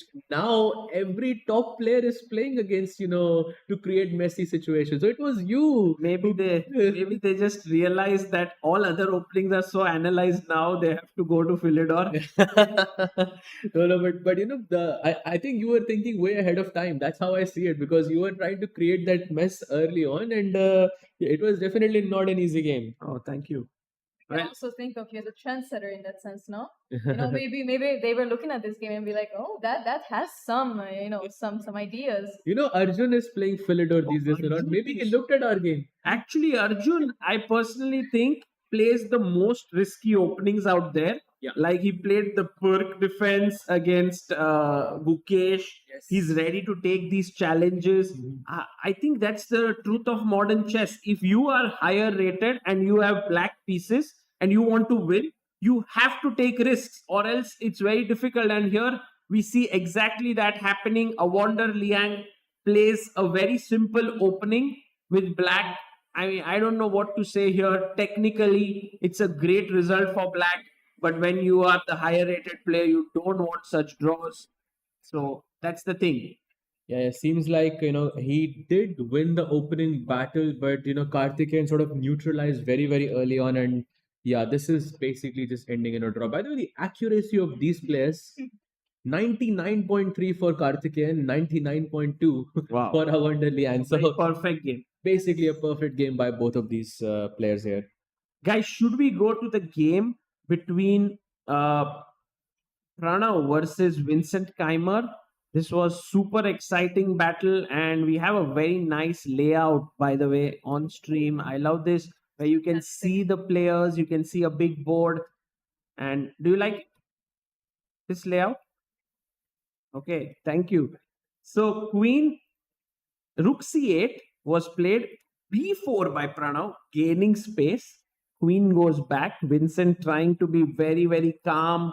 Knight goes back to B3. He jumps in, attacking the pawn on C4 now.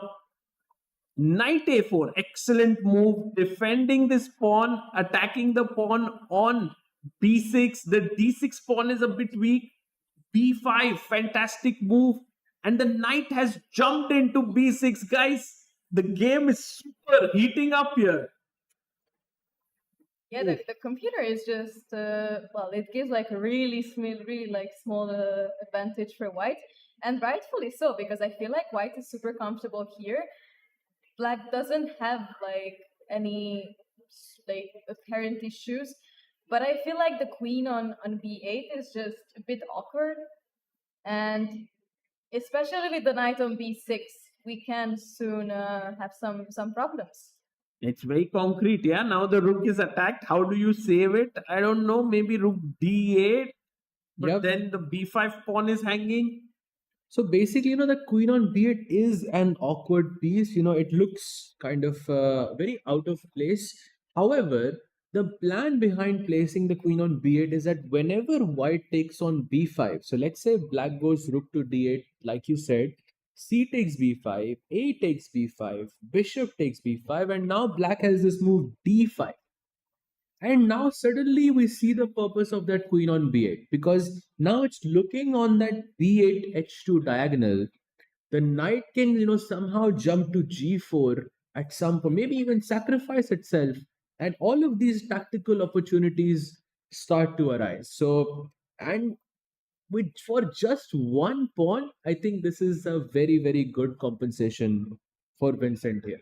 So this is what Pranav wants to do. I mean, Vincent wants to do with the rook d8 and d5, but Pranav right now has got this attack going. I don't know if Vincent feels himself comfortable. He's already 10 minutes behind on the clock. How easy is it to give up material? Your rook is hanging. If you save the rook, the pawn is hanging. Not easy. Definitely not easy, and I think it feels like a tough situation for Vincent here as well, right, Kincho? Because if black plays, there is an option here that black can go pawn takes pawn and just sacrifice the rook on c8. I mean, Yes. what does the Mora gambit in you think about that? Mora gambit in me always is always up for sacrifices. So I would think it's definitely an option to take a look at. Just what we have right now on the analysis board could be actually very interesting.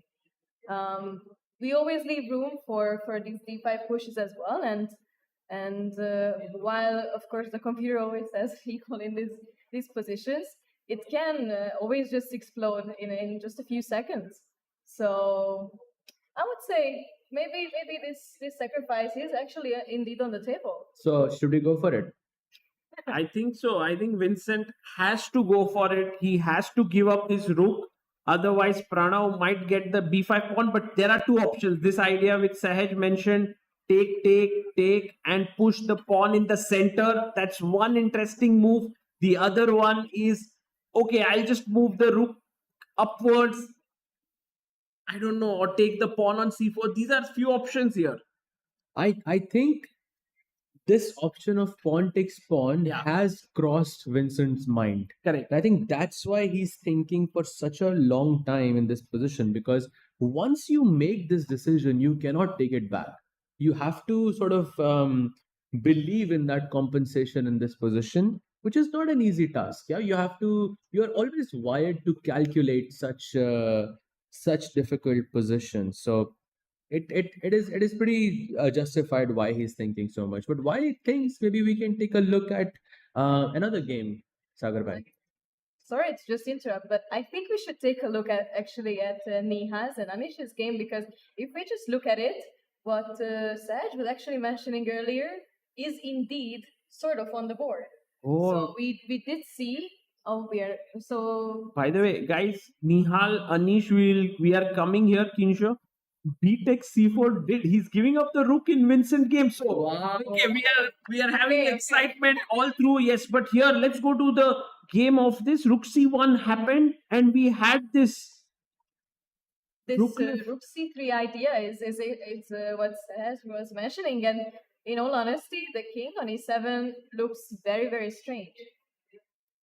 True, but at the same time, Anish wanted to connect his rooks, right? So that's why he has played King E7. But I still prefer White's position somewhat.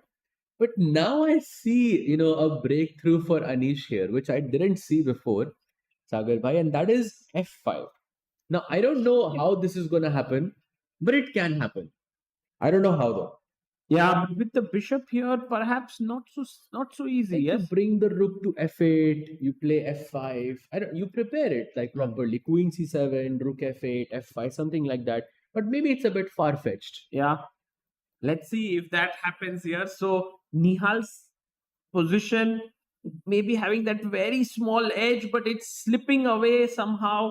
I think he has to be careful not to slide into a minus position. Maybe a draw is very likely here. Quickly going back to this Pranav versus Vincent game, we did see pawn takes pawn happening here, and Pranav has to now take the rook. He's waiting whether to take the rook or to take this pawn on c4, which would then be an equal position coming back.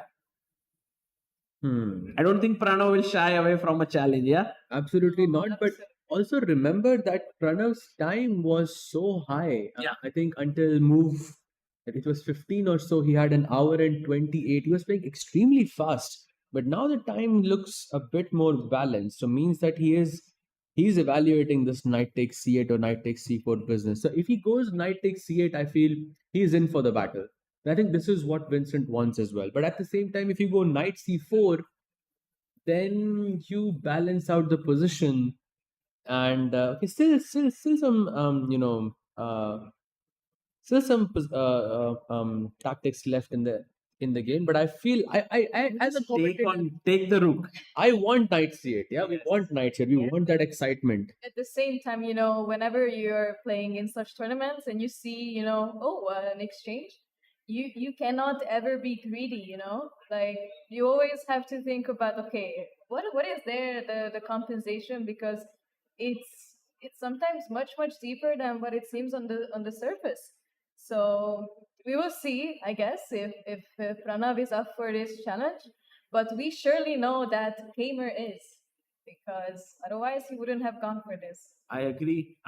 And a position like this could be very dangerous for white, because look at the two knights. By the way, Oh, knight and we takes have the rook. We have it on the board. Wow. Pranav has taken it. Vincent immediately chops it off with the rook. Now you can't take the pawn on c4. It's well defended with the knight and the rook, so you must move the knight. It's all the time going to a5, but there's also a square on d4. Yep, absolutely. And by the way, when Kinchu said you shouldn't be greedy, my mind said, we should definitely take a look at, VD's game as well. Yes, exactly. Because just to see what's going on there, some updates have happened. With C takes d4, E takes d4, and bishop to f4. So looks a bit strange, I have to say, because generally the bishop on d6 is considered to be very active. However, the purpose of playing bishop f4 is now that you cannot take the knight on e4 because the rook on c1 is pinned. But can we push the bishop away with g3? Now we play bishop h6, and Sagar bhai, maybe your move is on the horizon, f5. Oh, f5, and I already Right. dislike this pin here. I think the nice move, yeah, by Vidit to put the bishop on f4, pinning the knight here. Yeah, and also we earlier also mentioned that the pieces were a bit how do you say that, crumbled in there, crumped in there. I'm not sure which is the right way to say this. And this shows up very well here with bishop f4. We are also sort of tying that knight to d2, and it's not so easy to kick that bishop out there, especially because this h6 square is still available. Yeah, I have to make this very sad move, which is to move my rook away. And then we put our pawn right into the heart of the position. And look at black's pieces. They look really good. And I think Vidit at this point can already start hoping for an advantage. So, looking good for Vidit here. I think looking very good. I think it's very easy to go wrong from Robson's side. A move like rook a1 is not easy. So very easy to go wrong from the white side here. And black's moves are, it seems like you can just play them, without thinking much. Yeah.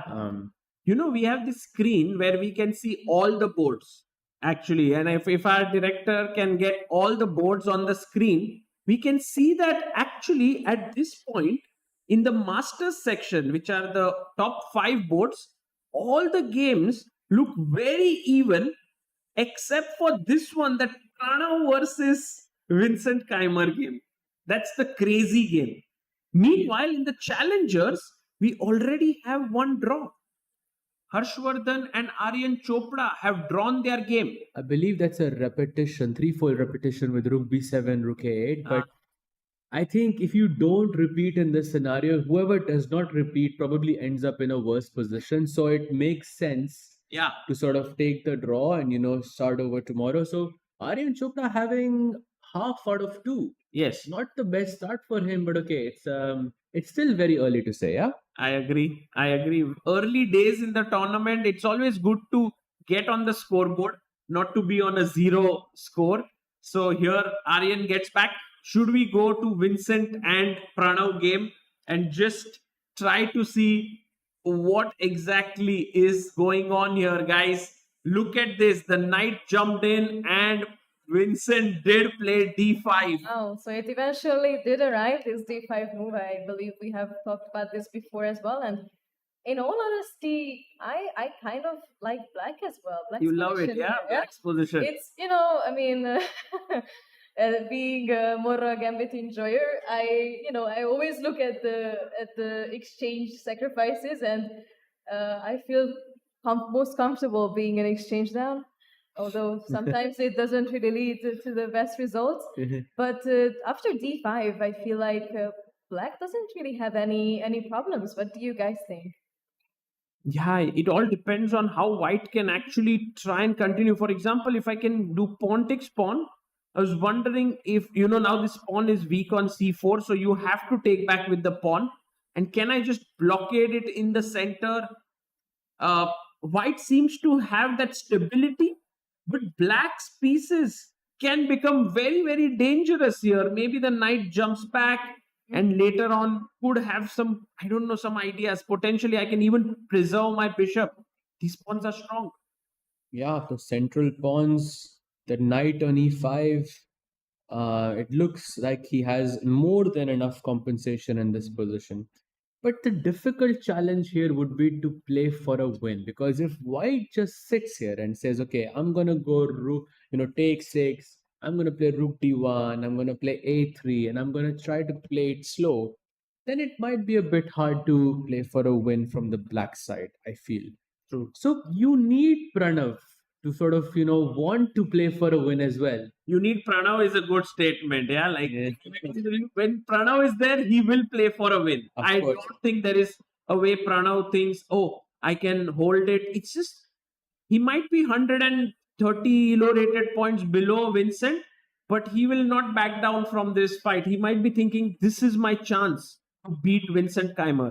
And I think that's very important to have this mindset because, Keimer has been doing amazing so far, and of course, it's very easy to slip into this mindset that I'm the underdog here, and instead of that, going into the game as this is my time to shine, and I'm gonna push as much as I can is the mindset that I think Pranav needs here. For sure, for sure. So, okay, Sagar, bhai, Look question. at this. Yeah, you have a question for me in the same game. White or black? Let's say you are playing against Vincent Keimer. Huh? Okay. Would you take this position as white, or would you take this position as black? I like visually black's position, but when I started to look for some squares for my knights, I couldn't find one. So I don't know. It seems like white's position is a bit easier to play. So I would choose white here. So you are not a Mora Gambit fan. I'm very materialistic. Yeah, I'm a greedy fan. I have an exchange here, so I'm very happy with that extra material. Okay, that makes It's sense. completely understandable. How about you, Saj? Who would you choose here in this? I probably will choose black too, because I feel I play better when I have initiative, when I have this dynamic situation on the board and I can create some counterplay. That's what I like more. So personally, I would choose black. But I do agree with Sagar that it feels easier to make moves for Pranav here. So Sagar bhai, which game should we go to next? Oh yes, I wanted to look at the Vidit game because Ray Robson has moved his rook to the initial square on A1 because of this pin here. He said, "Let me head out," and then Vidit got his pawn right into the center F5, and this is looking really good for Vidit Gujarati. Definitely, it also looks very ambitious, as well as it's also solidifying the center. Yeah. It tells Ray Robson that I am the one controlling this game. You're the one who has to make arrangements on how to make some progress here. That is also showing that Ray Robson had to play Rook A1, while Vidit can just think of future plans like, okay, how am I gonna slowly improve this position? Maybe even some G5 is there as well, if I'm not mistaken. Let's go full on the attack G5 G4. I love it actually. G5, G4 is so ambitious in this position. It loosens up that H2 pawn. Maybe you can have some bishop H2 sacrifices. The Greek gift, as I say. Or there is also this secondary plan of rook to F6, rook to H6, and then you can combine it with G5, G4 as well. It feels so dangerous for Robson here. Here, for sure, I'm choosing black. I think I'm not even Yeah. hesitating. Yeah, no, we Honestly, I think this is not a no-brainer for us on the panel. And now we just have knight f1 on the board. very nice move by the way. Hmm. Because with this knight moving away, it means that now the knight here can jump in the center because the knight on d2 is no longer hanging, and then you kick back the knight in the center on e4, and all of a sudden e6 pawn could become weak. Yeah, on the flip side, suddenly Ray Robson has his chances as well. Wow. So that knight on f1 also defends the h2 pawn. You might have some g3 ideas, to kick the bishop away. Looks logical. Looks very logical. I think in a way what Ray Robson could also say by just moving his rook here and then getting it back, he kind of made Vidit Gujarati overextend a bit, Hmm. and now it looks beautiful, but it could also become weak. And this is the beauty about chess, that one player might think, oh, I'm on the attack. The other player, if is able to defend, suddenly everything becomes weak. And this happens so often, I feel like. I mean, I don't know if anyone can relate to me in this, but Everyone it has, can. it has happened to me so many times. I'm in a really comfortable position. I'm sort of attacking. I have all of these plans, and suddenly I'm maybe even overlooking one tiny thing, and suddenly I am going from queen of the world to, oh my god, I'm such a bad player. Like in just a few seconds. No, So this is how I think I lose most of my games. So it makes perfect sense. Maybe I think things will be a bit more clear in the next few moves. Yeah. on how- Very important next 5 moves in this game. Yes, how Vidit reacts to this situation is going to be really important. For now, I think the position looks balanced, Correct. and maybe we can take a look at another game. Arjun. Let's go. Go to Arjun Let's go. and we have some moves here that have happened after knight went back, took the bishop, king takes, pawn pushed forward, he moved back with the bishop, f4 takes, queen takes. Oh my god, the black king looks a bit weak for me. Rook c6. What is he doing Ooh. with rook c6? Think it's just probably trying to play queen c7, I'm guessing, to try and exchange. But it is Arjun. Arjun doesn't go into endgames. No, he wants more and more mess on the board. Maybe he wants queen d6. That if you take queen takes d6, black can go knight takes d6, and at some point you can double up the c file and bring the other rook Wow. to c8. That's Just- nice. Yeah, because maybe in the future he has this plan of doubling up on the c file and attack on the c file. Okay, lovely. Actually, this position is one of those Arjun games where we cannot say who's better.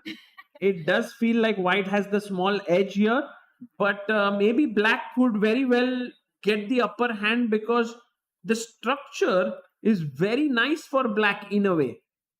I feel like maybe just, like just with the human brain, Yeah. it sort of feels like white has the edge here. But and now I was looking at a few moves, like how can we attack? Of course, that's always the first thought, but how can we make some plans here? And it's actually not so easy because the f6 square is still protected, but even if somehow we can break in there, we don't have a dark squared bishop anymore. So it's not so easy to make some attacks, and f7 is also always protected by the g6 bishop. So I feel like it's maybe just the human brain is looking at the dark square weaknesses, but we can never really take advantage of it with white. I just like Arjun's position more for two reasons. First, it's Arjun, Ah. and second, because Jordan has moved the golden pawn. So for me, for these two reasons, So I it's really just like it. principles. No, it's principle. I think what you're saying makes perfect sense. The dark squares do seem a bit weak. And I think this is why Arjun is trying to exchange the queens on the board by playing moves like Queen D6 or Queen C7. And two things will happen there. One, you exchange the queens and there nobody controls the dark squares anymore. They are not weak anymore. And second is Jordan will say, no, I don't want to exchange the queens. And then he loses control over the dark square. So either case, it shouldn't be that big of a problem for Arjun. However, what I really like for white here is something super aggressive, something like e4, because that probably brings the fire on the board. But they can take the pawn, and then your d pawn is hanging right in the center. Yeah, that's the problem. That's a problem in this position that I think Jordan has to solve. Mhm. I mean, with the correct preparation, I'm sure that actually e4 can be an idea, and once we maybe trade off the white square bishops, it can actually become dangerous for both sides. Yeah, I believe that this position is going to also become very interesting in the next moves to come, which is so nice because the opening was so symmetrical. I thought it will be a dead draw, but we all know that when Arjun is there, there's nothing much to fear. We have seen through all the games in the Masters section, we have a draw, by the way, in Awonder Liang versus Karthikeyan Murli, which we predicted it was going to end in a draw. And then the rest of the games are almost equal, with Pranav and Vincent being the most exciting one. We'll be taking a very short break, and on the other side, more in-depth analysis of these positions. We'll be back.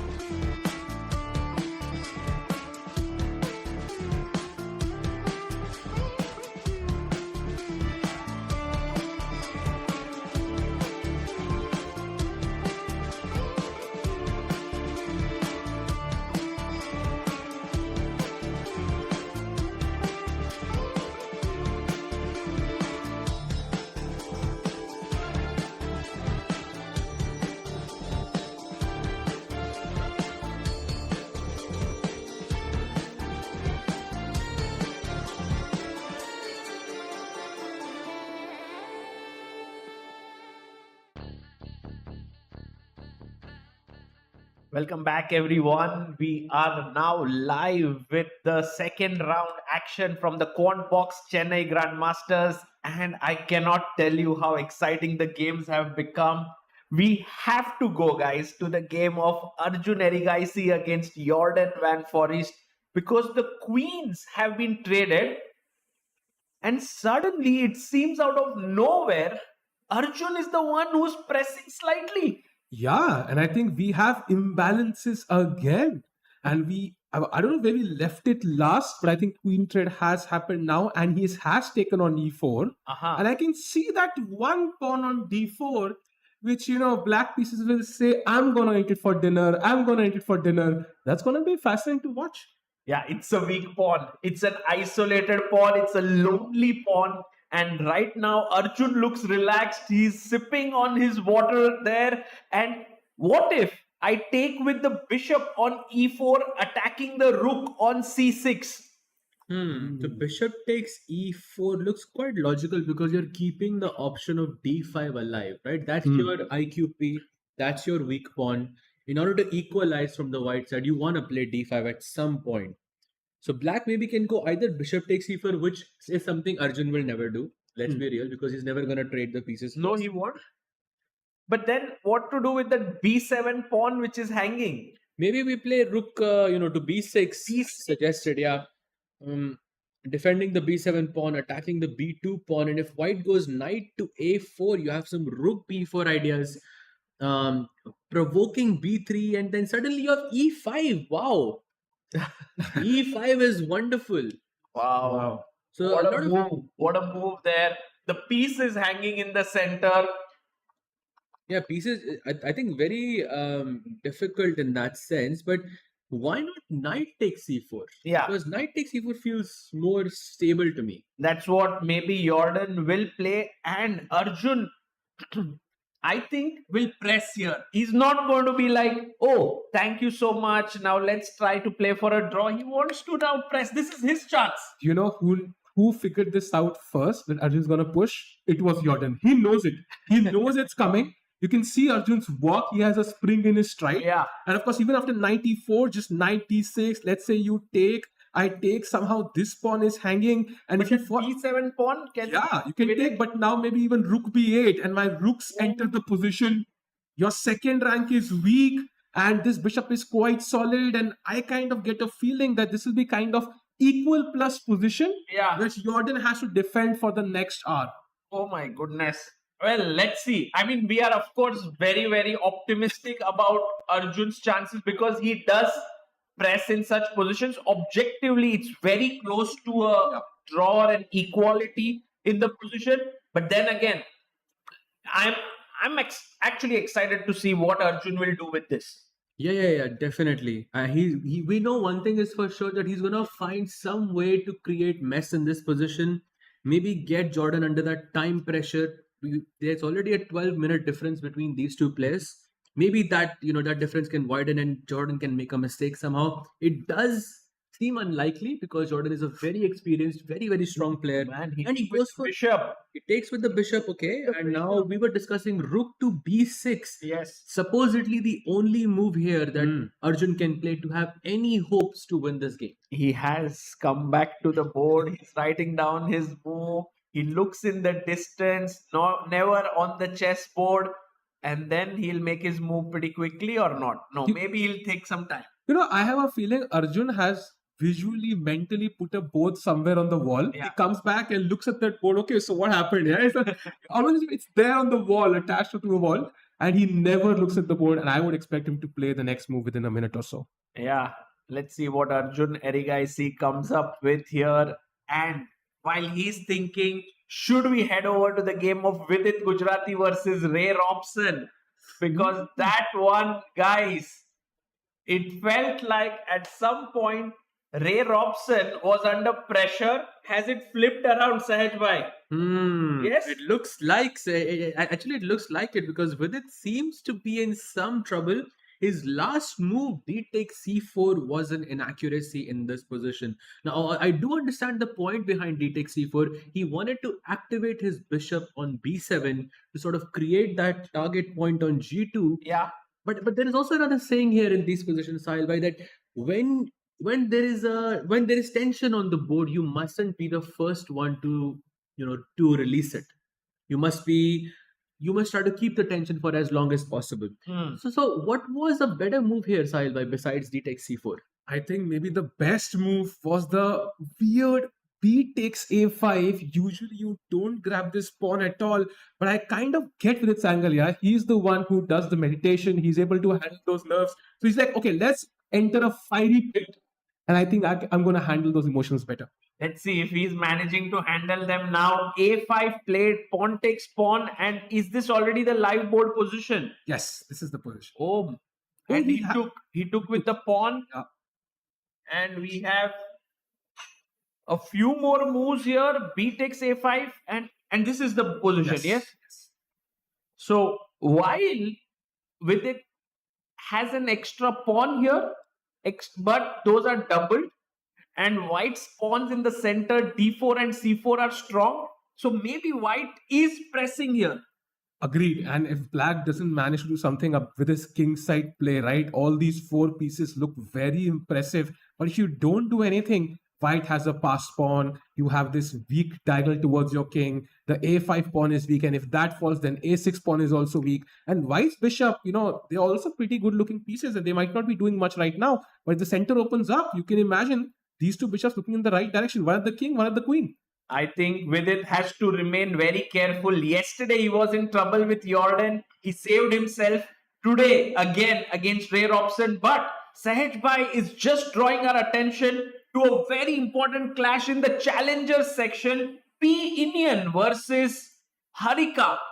And by the way, Robson just snatches the pawn. But here we are. It seems like Indian is super close to winning this game. Harika might lose her second game in a row. Oh, that's going to be tough. And knight b8 was the mistake. Sahaj, I kind of get a feeling takes.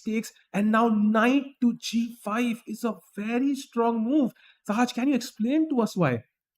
So it feels very logical because you're putting pressure on the golden pawn right there on f7. But I think why the position is so much winning in this position is because of the comparison between White's pieces and Black's pieces. You've got this fantastic bishop on d5. I mean, it's and this fantastic bishop on e3, knight jumping to g5, and whereas Black's pieces are on knight on b8, bishop on c8, queen on e8, rook, and all the pieces are on the back rank except for the bishop on b4.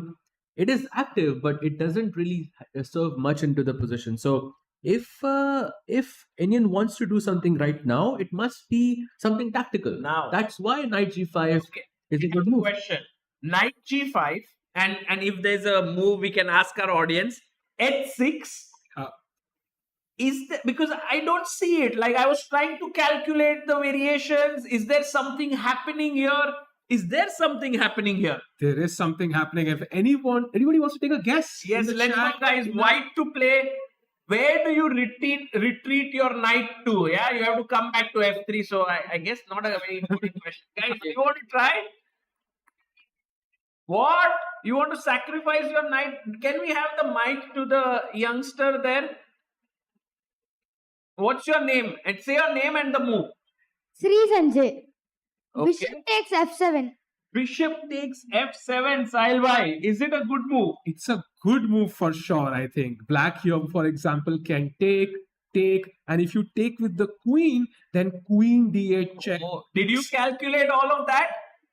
Wow, then you deserve a round of applause. Well done. So check, and if the queen goes back to f8, Yeah, but I can still take. Take and still rook d8. so if bishop takes. Still rook d8. Still rook d8. Oh. I mean, we all love freestyle chess, but maybe not this much, yeah? But I think bishop 7 is a great move for sure. But even better here is actually knight takes. Wow. And rook takes? Yeah, rook takes. Now I can pin this rook even further, attack this, and it just ends the game on the spot. What about bishop a6? Bishop Bishop f7, A6, check first. rook d8, queen f7. It's just Yeah. something is falling in this position for sure. F7 point has become the epicenter of tactics right now. And Indian, does he do it? No, he did not. Indian did not, and he went back Queen C2. He's Does keeping that give Harika some chances? Yeah, some outside chances, but the problem is the clock. Look at that clock, 11 minutes versus 50 minutes. I remember, I think it was one of the Polga sisters who said roughly around 30-minute advantage is equivalent to half a pawn. And this is a huge deal. Harika has to play good chess and play it very quickly. So while Harika is in trouble right now, we can quickly head back to our Masters section. And we needed to see the game of Nihal Sareen and Anish Giri, because that is where we left it off here.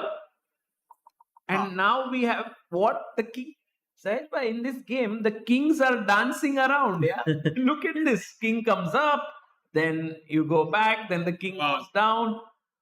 He went to d8, and now somehow the king is on g7 again. What's happening? Yeah, they're just dancing around. King the came king.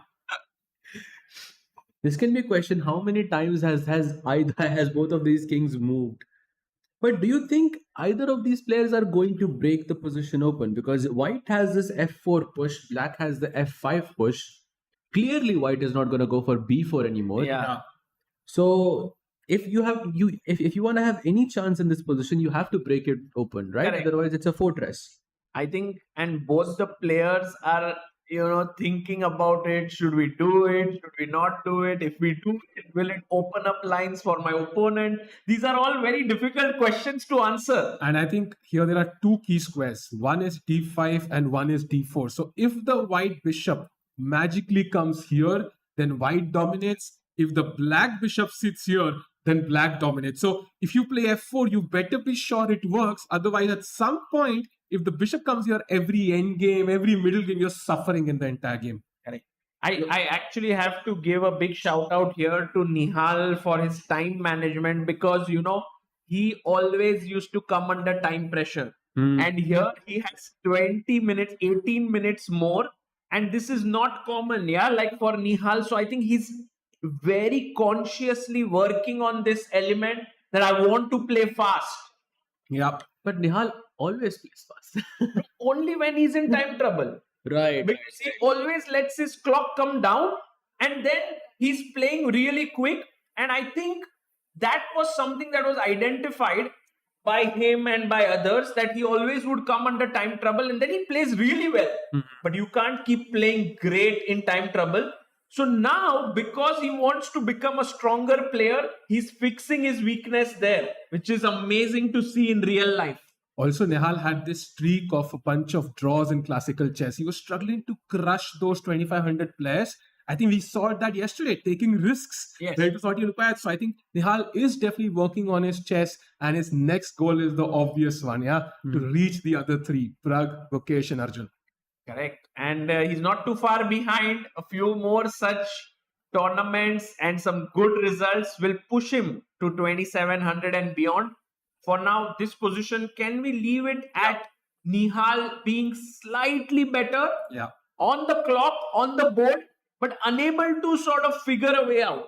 Yeah. If there was a dream position, I would, as you said, bishop on d5, but that feels very unlikely because that's not going to happen. But I feel you can put your rook on b5 or b6 and have the same effect or a similar effect.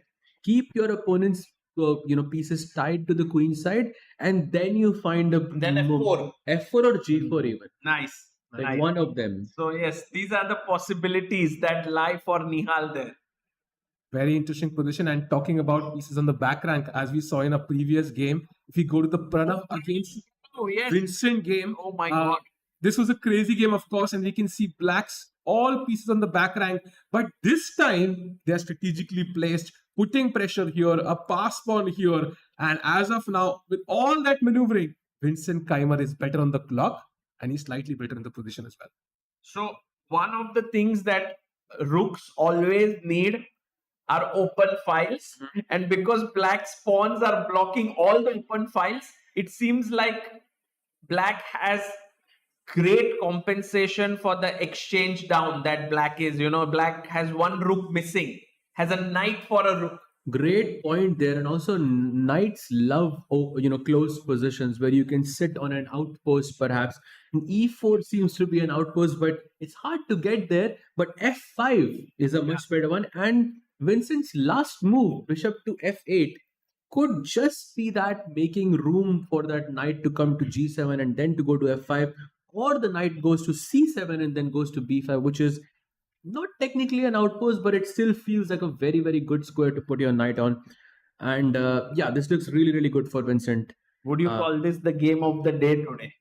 I am kind of I- tending towards it. I would say it did. He did show some incredible patience, right? He did not go d5 when he could have simplified. He had faith in himself and then hit with d5 at the right moment. So definitely, unless we see Nihal or somebody pull off a crazy upset there, as of now, Vincent has impressed us all. I fully agree with you here because I think Vincent does deserve that because he sacrificed an exchange, did not go for the most equalizing variation with d5. Both of them, I think, brilliant decisions. And if he wins today, he will most likely be the sole leader of this event. So that's Unless Arjun also starts pulling some strings in that position. But I personally think Vincent is a big favorite in this position. The engine is showing only a small edge. But guys, don't be fooled. Pranav, you can see him suffering there. 11 minutes down on the clock. Position also not looking very pretty. Yeah, I think, but this is a great challenge for Pranav. He needs games like these. Yeah, either you come back in the game, you get a great win, or you go back and learn. This is a great experience. Even Divya we saw play some very strong events. She had not great performances, but then she came back and crushed at the World Cup. So this is a great opportunity for Pranav. And as he thinks, maybe we can have a look at the game of Arjun. Yes. Where we have gone into a rook endgame. So Oh, just to see how he reached here, he did find rook b6, rook f2, knight d6, takes, he improves his structure, rook e1, knight b5. Maybe there were better options like rook e8, but he is comfortable entering a rook endgame where he basically cannot lose, yeah?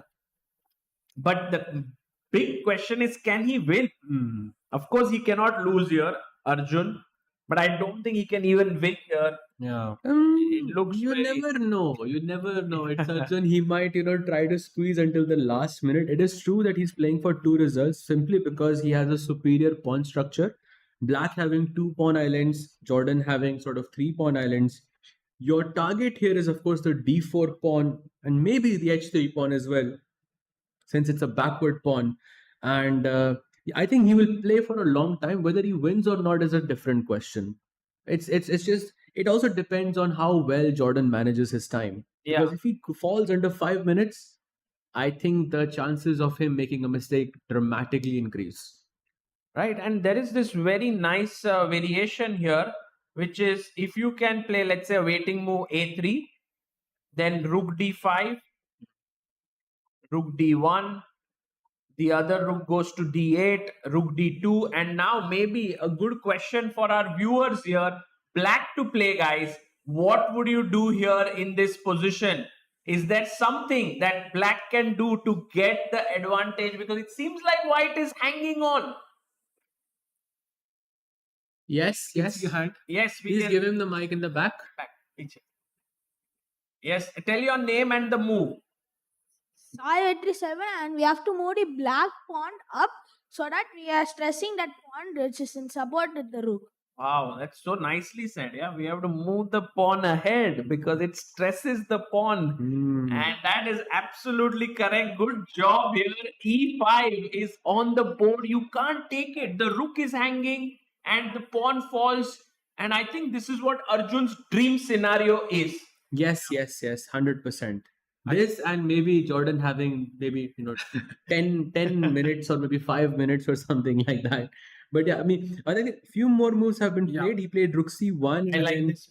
Very He wants to important. Yeah? go to the 7th rank. Very important move. I think you take the open file, and now Arjun is trying to create chances with pawn to f5. 5 on You the see, board. even though the position is completely equal, you can see Arjun is making such moves where Jordan has to play that one move. Otherwise, he would have to defend for a long time. So right now, that move is g5. G5. which is not an easy Not move. at all. Not at all because an easy move. I would think Rook C7 to be the most natural move here. now And Rook then F7. Rook F7, take, and go into this endgame. Maybe, but It's a bit Yeah. risky. This is what I mean. This is very Magnus type of position, where even if it feels equal, you still have to be super precise in order to make a draw right. in the game. Okay, I think I'm gonna make a prediction. Arjun wins this one. I can bet a burger on this with you. Oh, Maggie's, no? I think we can bet a burger. I think Arjun wins this one. Really, I personally think this is not at all possible. I will bet it for you. One burger. Yes. Yeah? Done. Then Let's go.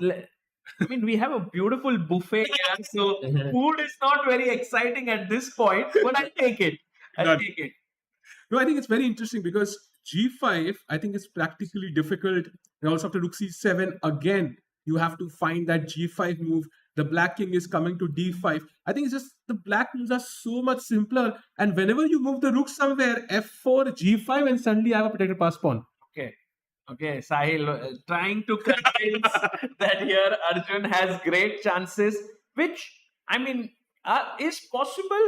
But of course, Jordan, being such a strong player, will find his own play in some way. I'm trusting Jordan here, but let's see. Let's see. I feel since he has 17 minutes, he will be able to find G5, I think. Because okay, let's first discuss what happens if I don't play G5. I think black can play F takes G4. Is that the point? So let's say I go King G2. Yeah. Something like that.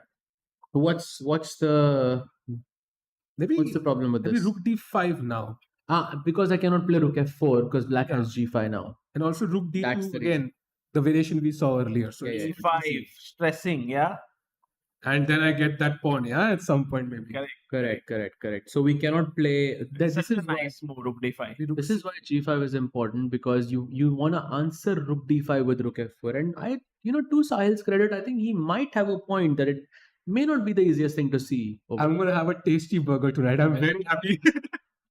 Okay, guys, so while Arjun tries to put a bit of pressure and Jordan tries to save this position, we next move on to Vidit versus Ray Robson because there the game is the most intense. I think in terms of complications, this is the game. Rook And- takes pawn, knight comes in, and he gets that knight on G3, which kind of saves everything on White's camp. Like it looks like a very solid knight.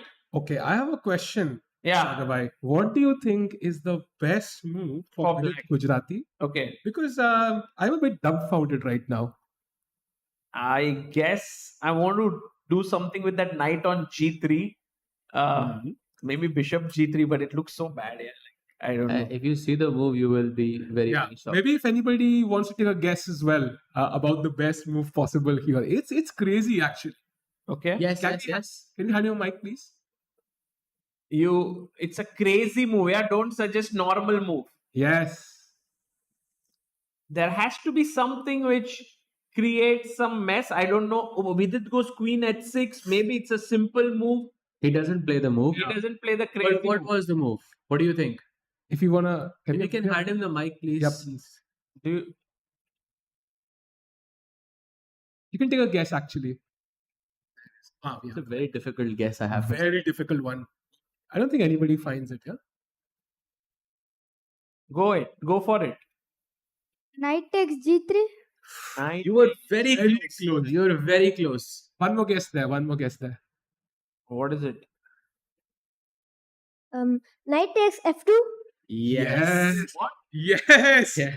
sir. I have not seen a move like this. It looks so well defended. How are you so strong?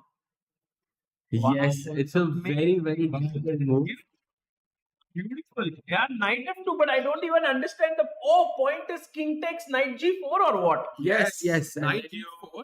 And Bishop now E3, Bishop F3, some only attacking move ideas. is queen e2. Wow. Only move is queen e2. And then there is bishop f3. And you can see how it's, if you take with the queen, then there is bishop e3 check and oh, you don't want to step in the corner, yeah? Yeah, king h1 is bad, king f1 is bad. You take with the pawn now and the game goes on. Crazy variation, but I think very hard to find. Vidit Yeah. plays the I logical think move. understandable that Vidit didn't go for it. Yeah. Queen to h6, and he gets up. He's looking very calm, confident. He's looking relaxed. Vidit says, my position looks good. I'm on the attack. Putting psychological pressure on Ray Robson. Yeah, when your opponent stands up, you are 2x focused. Okay, you know your opponent has something in the position. Yeah, true. Meanwhile, quickly heading over to Arjun Erikaisi, who is now slightly better. Oh my god. Ketchup. I will get ketchup here, but I'm going to stay ready for my meal. But what do you think about this move, Saha? G takes F5. I think it looks very logical to me because when you are sort of down, when you're in a worse position, you want to exchange pawns because you're going one step closer to equality. But however, in this case, after GF5, EF5, White has these two sort of disconnected pawns, one on D4, one on H3, both of them potential weaknesses. And Black, on the other hand, has these connected pawns. So you are going one step closer. Maybe it's not as equal as it was 5 minutes ago. So Right. Arjun did try to pull something. And also, let's not forget, Jordan having 14 minutes now. Wow, the time is running low. Arjun's position is getting better. This seems like a masterclass in converting equal positions. Guys, how many of you think Arjun will win? Wow, we have 90% of the people in the crowd saying Arjun will win. We also have GM Srinath Narayanan who thinks Arjun will win. Yeah, Wow. No surprise.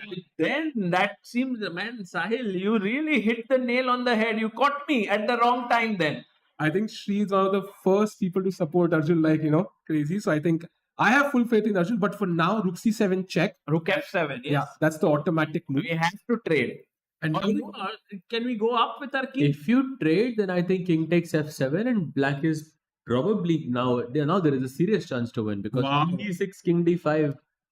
Because you exchange the active piece with a passive piece, more or less. No, the White's Rook on C7 is super active, Black's Rook on F7. Okay, we can't call it passive, but it's not active Yeah. either in that Yeah. sense. So then what to do? Yeah, like Rook we should C2 come back. or Rook C8. Just keep the Rook. C8 maybe. Keep the rooks on the board. Keep the double rooks here. And meanwhile, where there is a check, you can see Arjun looking so relaxed here. He's like swiveling in his chair. He's moving around. He's thinking a bit. He has 33 minutes.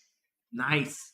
Okay, exciting. I think he had a look at Vincent's game. He's like, you are not going to leave the tournament alone. I'm going to catch up with you. And of course, Jordan needs to play quickly as well. Time could be an issue at some point. That one critical moment, there's a pawn race going on and you would need that extra 10 minutes. Yes. Absolutely. And by the way, we probably have to switch a lot because so many games are going on. Let's go. But in Vidit's game, Robson has just committed a slight inaccuracy with D5. Okay. And now look at Vidit's next move. It is knight to G4 as pointed out by this Blue arrow, which means it's the only move. Only move. Otherwise, you're worse. Or, if it's winning, then otherwise it's equal. Can we just admire how dangerous this looks at first glance? I mean, 3 pieces in line with the queen, with the bishop. Like optically as White, you are a bit stressed. Yeah. But the follow-up is not easy. If you look at it, bishop takes C4, F takes C4, Yeah. queen takes C4, Yes. let's say E takes D5, C takes D5. Now you have to find knight takes F2. And if king takes F2, I have no clue. But because I think it's already for White, right? To take this knight with the bishop. So it's difficult for both sides. knights are but I good want- defenders. so I'm taking here, I'm now a pawn up as White. Now takes. And now this, if I don't find knight F2 in my calculation, or is rook A8 or E8 maybe, yeah? Rook A8, queen somewhere, queen T3? queen D3. Oh, Bishop G3. No way. What? Oh, no, What's you happening? You need to keep the queen on the 4th rank. So in case black goes bishop G3, you can go queen G4. No. Oh, so the threat, let's show our viewers, if queen D3, bishop G3, edge G3, and maybe it's a good time to ask our people here, black to play, guys. Anyone? To finish off the game. The question is, it's a mate in how many moves? Oh, he came very quickly, the youngster there. I think you answered many. Maybe someone else can try. Black to play, yes. A hand in the back. I'm thinking that black rook should come down, check, and they capture with that white rook, and then we move our rook, and then He means rookie one check. Yeah, rookie one, maybe free rook may not work there, but your rook is a correct move, yeah? Yeah. The rook is correct. Rook F3. Rook F3. Oh, we have. I am Rakesh Kulkarni with the move. Takes here. If pawn takes or queen takes, it's game over. Check and mate.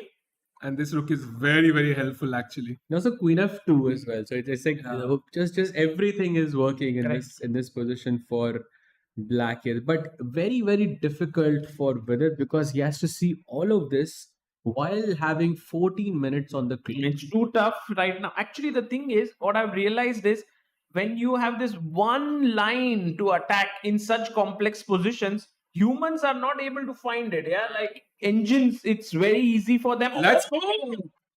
Let's go. Vidit has played knight g4. Now he has two knights. Looking at the f2 square, Robson has to get rid of one of them. He has to take, by the way. If he doesn't take, it could be a +1 advantage with it already. I think things looking amazing for Vidit. Ray Robson needs to do something right now, and even he doesn't have too much time. Yeah.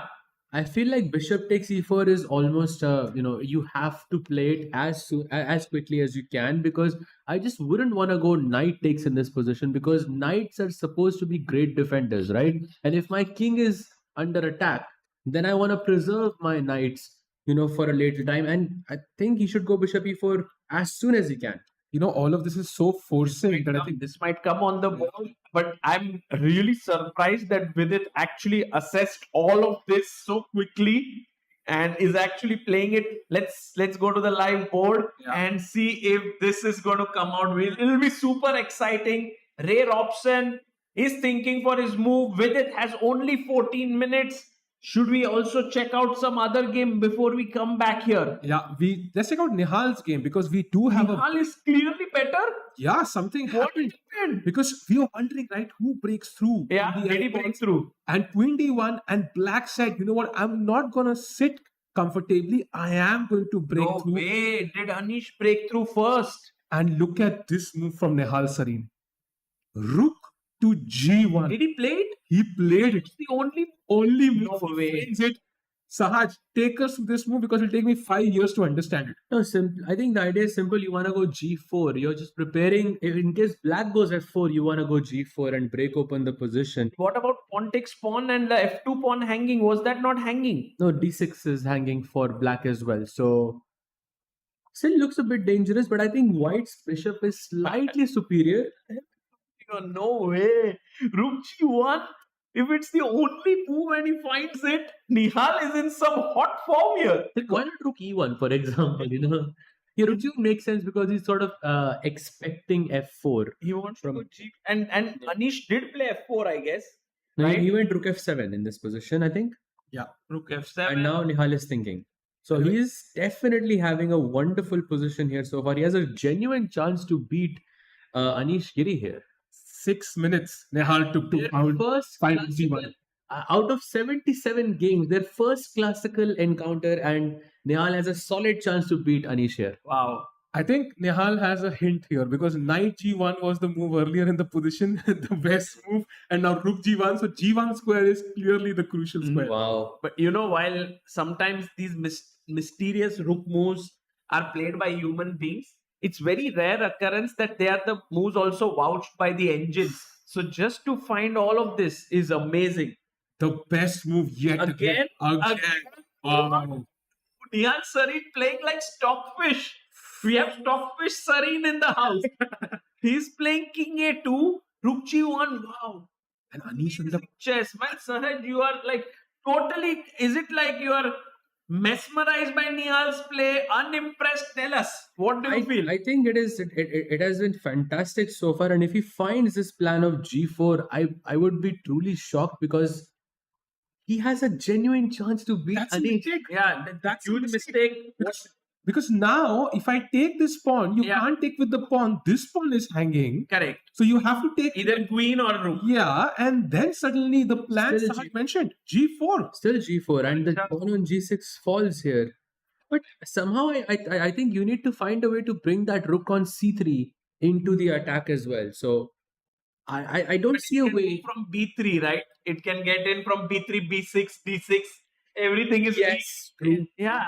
And then the queen can go to g1 and you Correct. can put pressure on both d6 and g6 at the same time. So what about pawn takes pawn, rook takes pawn? Does that also run into pawn g4? Yeah, it doesn't matter. Nihal, the pre-move expert, can literally just pre-move g4 after he takes on f5. And Anish is really under a lot of pressure. Once you find rook g1, I mean g4 is a no-brainer.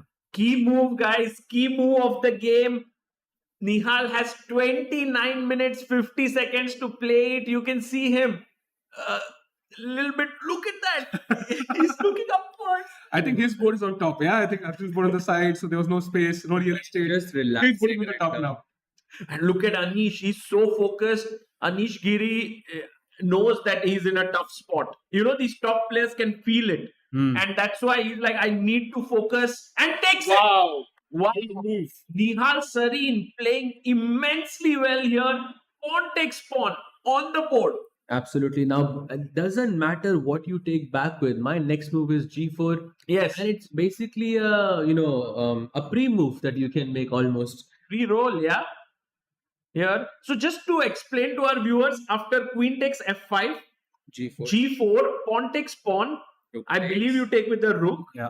Now, what's the point? Like, why is white so seriously better? Oh, the plan is that I want to play d4 and bring the rook to g3, bishop to c2. If Sailva, if you can have that on the board. Wow. That all the pieces are just eyeing on that g6 So pawn. beautiful. That's so Yeah, beautiful. this is the beauty of attacking with opposite colored bishops, because the side that is attacking has an extra piece. No way. I That- mean, if Nihal does this, it'll go down in the books as a very beautiful example of how to attack with opposite colored Yeah. bishops. Absolutely, and definitely this is I think this game I would nominate for game of the day for sure. Wow. G4 even without Wow. Nihal Sareen. Okay, crucial moment. Now, after rook takes g4, He'll take with the will rook. he find d4 next move? No, of course he takes with. Of course, he yeah. goes rook g4. Now the next thing is, okay, I think we have a question mark. I think that's a. Why? I don't think it is. I don't think it's correct. It's a good move. Yeah. But now the question is, has he seen d4? Because that's the. But even if he has not seen d4, it's not like he's losing his edge, right? And there might be other No, no, ways. no. The thing is, he has all the time to Yeah. play d4. He can doesn't take have his to time. find it in the next move. He has to find it in the next 10 moves. Right. Because nothing changes. I mean, he can start with bishop c2. There is no hurry. Oh yes, yes. And that's Bishop a very c2 because no one can come on the d4 square and sit there. Yeah. It's just, do you want to reveal the plan instantly or do you want to be surprised? That's basically it. Yeah. If you want to surprise, you play d4. If you want to show him, this is my plan, now defend, then you play bishop c2. Also, it's a lot about timing as well, because you can play d4 instantly, but you can also go bishop to c2, perhaps queen to g1, and then go d4 as well, because then your pieces are already looking at the g6 pawn. Man, I think Nihal will win this. It feels like Anish has no way out of this. That it's like a passive position. Can he take the pawn on f2 and hope for some miracle to happen? Or d4, d4, rook cg3, bishop c2, and it is gg. I don't even know which pawn do you take with. Yeah, I mean, Yeah, this is, c takes. Just don't take it with Rook either of the g3, pawns. rook f6, and bishop c2. Yeah. Bishop c2 is perfect here. Wow. That opposite colored bishop showing that bishop on h6 is completely useless in this position, Sagar bhai. Insane. Okay, so maybe it's almost. I mean, I don't know how Anish should defend. Yeah, he's only 11 minutes. I think Nihal has a. I think Nihal. Is He'll it? win. Can we just say that he's winning? No, queen f3. I'll trade the queens.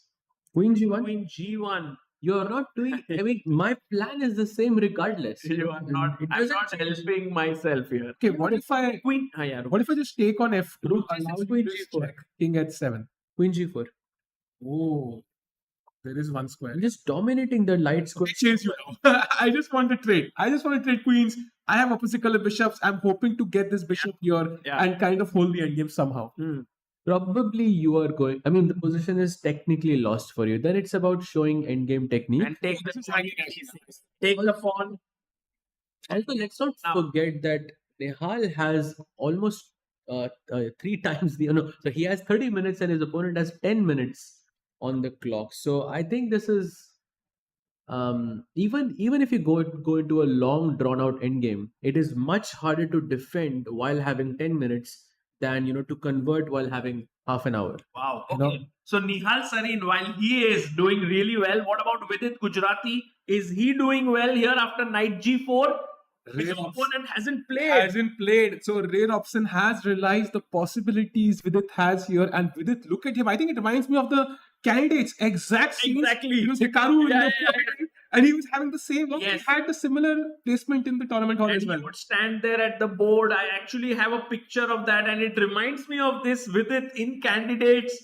Exactly a year later or so, he's now playing the Chennai Grandmasters like as if it's candidates for him. And also, he sacked on H3. Who knows? He sacks on H2 and H2 again. So, Vidit, the time has equalized now. Wow. And in fact, Vidit is ahead on the clock. So while Vidit is doing very well, let's look at Arjun Erigai's game against Jordan Van Forest.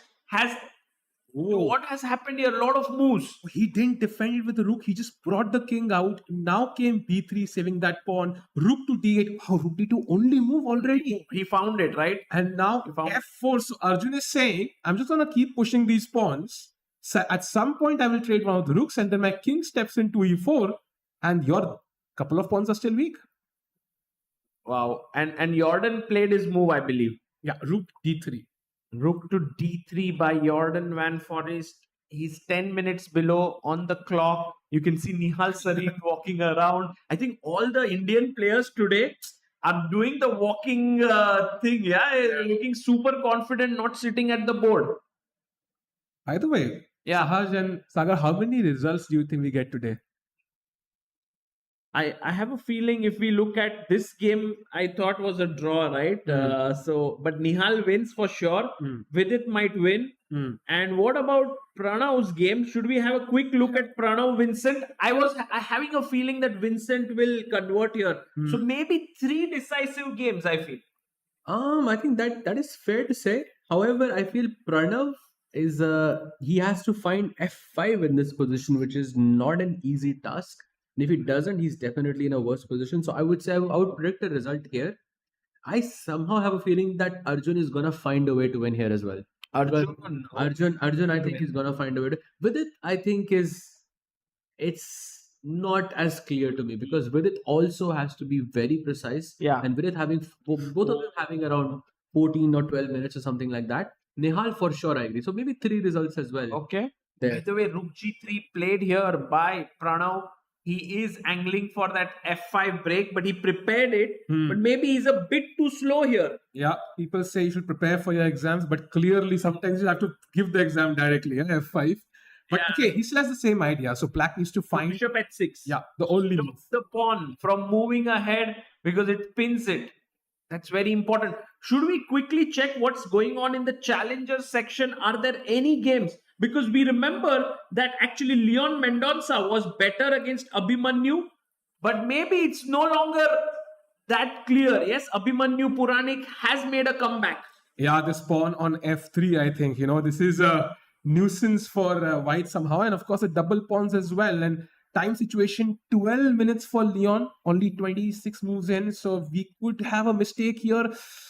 I would say maybe a draw would be my guess. Difficult to say. I think Mendonça has a good chance to win here.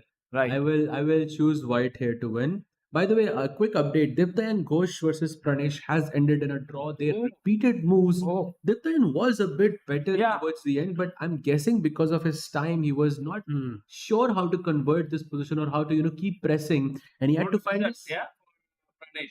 I think very good result, yes. But also Diptayan had to find this move G4, which is not doesn't seem like an easy move at all, especially because you're giving up the F3 square. So yeah, this game ends in a draw. So only 3 games remaining in the challengers section. Okay, so this By and the way- what about Adipan Vaishali? Is Vaishali starting to press against Adipan? Yes, Yeah. absolutely. Wow. ABK is in some trouble for sure. He did manage to secure that pawn on h6, so he does have that long-term attack on the king side, but the pieces are lacking. There are not enough pieces on the king side, and Vaishali has that wonderful pawn on c4, and this control over the d3 square, which I would say gives her the edge here. I'm actually now feeling that if Vaishali manages to win this game, it will boost her confidence so much, and that would really help her in this tournament. She's already on half a point, and then 1.5 out of 2 would be huge. Okay, so while Vaishali is slightly better and pressing here, it's time for us to head back to the Masters section, and we are going into the game of.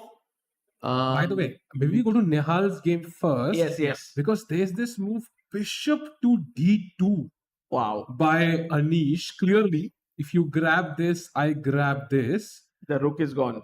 Yeah, Anish fighting back, attacking the rook on c3. Now the rook can only go to b3 or c2.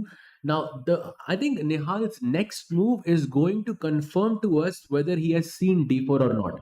Yeah. Because if the rook is on c2, then d4 doesn't have a purpose, right? There is nothing on the third rank.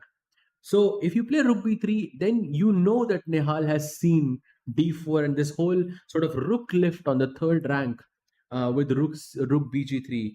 And yeah, his next move is going to be super, super crucial here. Yeah, rook b3 is the move, but I mean, if we go rook c2, is it a blunder? No, it's still good, but I think you missed that d4 idea now. But kudos to Anish for finding this move, Yeah. forcing Nihal to make that choice. Because sometimes you might not have seen the idea, but then you see that c2. oh, He doesn't play rook b3. He comes back, and he's offering a repetition. maybe if Nihal goes rook c3, but I think the chances of Nihal repeating are close to 0%. Yeah. He is not repeating, guys. Nihal Sareen wants to fight today. He wants to win, and no way is he repeating. Agreed. I think he might go rook c3, bd2, and then go rook b3. Yeah, that is totally possible. So as Nihal thinks, maybe you should jump to the Vidit game Yes. because we've had those moves. Oh It's happening. God, it's Bishop b4, happening. pawn takes, queen takes, pawn takes, and this is the current position. Let's now, go. rare option has to take that pawn with the pawn, and then we're going to see some crazy moves. It could be the insane knight takes f2. It could be the insane rook a8 with only move queen c4 next. So rare option under a lot of pressure. Kudos to Vidit for finding all this. Can we have the cameras for Vidit? I think Vidit might not be on his chair. He must be walking around. Can we have only rare option on the frame? We can't see him yet. Pawn takes, pawn taken. Oh, Vidit is sitting there. Vidit like, Vidit is like, okay, I have this in the bag. I think he's really calculated well because this is the portion of a guy who knows what's happening. yes, he is calculating hard right now. I am not sure who looks more stressed to me here, but yeah, definitely Vidit seems to be doing quite fine here. Now, see, No, Sahaj, this is really intense, no? but Vidit is sort of keeping that calm, that Black Lotus is helping in these specific moments. I feel so. Yeah, C takes D5, very very likely move. There is no other move that I can think of that Yeah. you can play. If White goes Queen to D4, Yeah. for example, We there's can a ask. crazy. We can ask maybe the audience. Yes, for sure. Queen Queen d4. Guys, what is a good move here? It's very similar, right, to many Yeah. moves we have seen. Black to play. Go for it. He takes back with the pawn. He takes back with the pawn.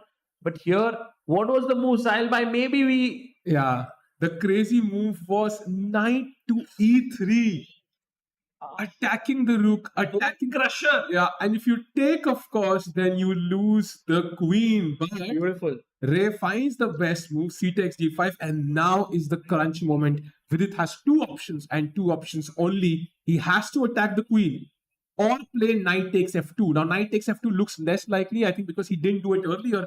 But rook a8, and now Robson has to find queen c4 or he's lost. Right. Because the threat is bishop takes g3, Rook takes f3, queen to h2 check, and game over. Yeah. That's the threat, guys. So what Sahil Bhai is doing is after bishop g3, as Sahaj had explained, if the queen is on the 4th rank, then the knight on g4 is hanging. Yeah, for sure. So now rook e8 and queen c4, I guess, is the only move in this position. And let's also not forget that Vidit can play knight takes f2 here. It is a move. It is a move. Yes. It's insanely complicated because if king takes, there is some bishop takes g3 business or what. Oh, I don't even know. rook e8. Rook Knight- e8 Rook e8, but this is difficult. with yeah? bishop e3 check. No, but Oh. the point is you have queen b6 check. Oh, Like at some moment you have queen b6 check. right directly. Wouldn't it win the The rook play queen instead of rook is- a8? Queen. Oh, actually, we can ask chat that question because after queen b6, there is a problem. He found rook a8 and now Ray Robson under huge pressure. He needs to find the only move queen c4. Wait, yeah. That's very nice. क्या version है? Okay, by the way, just to add here, Sahaj gave me a beautiful variation. If knight f2, king f2, queen b6 check, trying to win the rook. White was queen d4. Ah. And if you take the rook, oh, That's just a mate. GG. Wow. finito. That's why rook Yeah. e8 is important because you need that e3 square. Yes. Bishop e3 check always. So now the queen has to move away to only c4. Yeah. It's the only move, guys. The only square. Ray Robson has to be careful. Why can't he go to a4?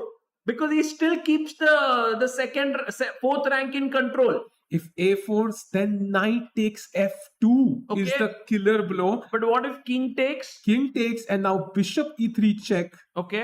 That's King- where you king f1 Yeah. and then queen takes h2. Oh my gosh. Queen Taking that h2 one. is ridiculous. Because the rook is okay. Then why does this not work when we have the queen on c4? Because let's say rook a8, Yeah. queen c4, I take on f2, Yeah. king takes, There is d6 check apparently. but king h8, I don't care. King h8. King takes f2. I think is not the move. It's d7. Oh, you are No, no, this is way too Way too difficult. very difficult to But find a take. If Ray is forced to find this, he might find it. found queen c4. c4, yes. Guys, these players are playing at altogether different level. 2,700 plus players are crazy. They can find all the engine moves, but now, do you think Vidit goes in knight takes f2? It is a possibility. And in fact, just to admire how strong these players are, white playing an accuracy of 97.1, Oh. black at 97.5. Like such a complicated position. It's insane how well they're playing so far. But I'm guessing as the time goes down further, we're going to see that accuracy drop and we're going to see a blunder from one side. Also, while this game is running, I also want to divert the attention to Pranav versus Vincent Kaimer because Pranav just played a brilliancy What? on the board. Wow. With Really? bishop takes h5. Wow. My goodness, Pranav is saying, Vincent, I'm coming at your king. You might have the full control in the center and on the queen side, but your king is lonely. So what was the problem if I played g takes h5? I believe it's queen e2. I Yeah. guess. We need to. I think. Queen e2 and you just take on. So queen e2, my threat is queen h5 check, of course. I cannot defend it. If you play bishop h6, Yeah, queen takes h5, yes. and now just something that defends the f7 Queen pawn. d7. Queen c7, sure. What's the problem here? Oh, I think it's a crazy move. F5. And I think, ef5 and bishop e3 yeah. or first e6. I think bishop e3 directly just works smoothly. You can't defend h6 and f7, I think. Wow, that's so beautiful actually. And Pranav taking that pawn and Vincent keeping his calm to find bishop h6. That's really beautiful play. Do you think he missed bishop h5, Vincent? I think so. Yeah? I think he missed it, and that's why you can see on his face it's no longer that cool, calm look. He is worried. Pranav is like, he's ready to pounce on his opponent. He's so excited. But I hope he plays quickly because 7.5 minutes, he needs to keep up the momentum. Vincent, of course, will look for another opportunity here to squeeze back his winning advantage. Right. So while we are here, Pranav pushing against Vincent, then We should jump to the Nihal game Why? because he has not found that move. After bishop h6 back, Yeah. he played queen to g1, still better, but maybe not. There's no clear plan now because he has also taken the c2 square away from the bishop now. There is no d4 idea, and even though he's better, the game goes on. yeah, but then he can always do this by bringing his rook up next move, right? Hmm. So maybe he's not completely lost this idea of d4, but Nihal is sort of missing it. Yeah, the point. I hope he doesn't miss the win here. But you can still play f3 and rook g2 at any point, and you would still have a very good chance. But yes, the position has slipped up a bit. Sahaj, I'm worried about f3. If you move away from the g1 square, then I'm going to start worrying about this maneuver. I'm always like, I want to avoid pushing that f1. But by the way, rook g8, black is already focused on defending that g6 weakness. Anish might be able to hold this. Yeah. I think Anish sees it. He can hold this position. Rook g8, moving the king away, and then the g6 pawn is defended. So Nihal needs to do it now. Here, is there any move for Nihal which is like an energetic one? f4 maybe? Oh, wow. I don't know. I just want to get my rook to g2. But maybe it doesn't work. f4, bishop takes f4, rook g2, king h7, and maybe I have not gained much, yeah? Or king, yeah. Oh, bishop c2 now is winning. Yeah, apparently. because you have d4 threat in the next move, and yeah, this looks very, very, very scary. Wow. So Nihal still in it, yeah? This will happen, guys. Something like this could happen. By the way, the Arjun game, Yeah, if yeah, you yeah. can quickly jump there and Are have you a look. getting your burger for tonight? I don't know. I don't want to go hungry tonight. By the way, rook d5, rook b7, he grabs that pawn. Yeah. But do you think he should have traded the b7 pawn for the d4 pawn? I think it's a good trade, yeah, because the d4 pawn was a weak one. And by the way, we have Jordan versus. Can we have Jordan Arjun on the screen? King g5. And now rook takes rook, yes? Yeah, rook takes Did rook. he take or not? Not yet. I think Jordan is thinking. Arjun still looks confident as if he's winning, but rook takes rook, rook takes rook. What are the chances here, Sahaj? I think it looks equal now because even if he captures the a6 pawn, Oh, he gives h4 check first. but he can also capture the a6 pawn, I think, and it shouldn't be winning.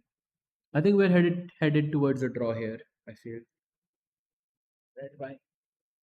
Sorry, Sahil bhai, we are headed.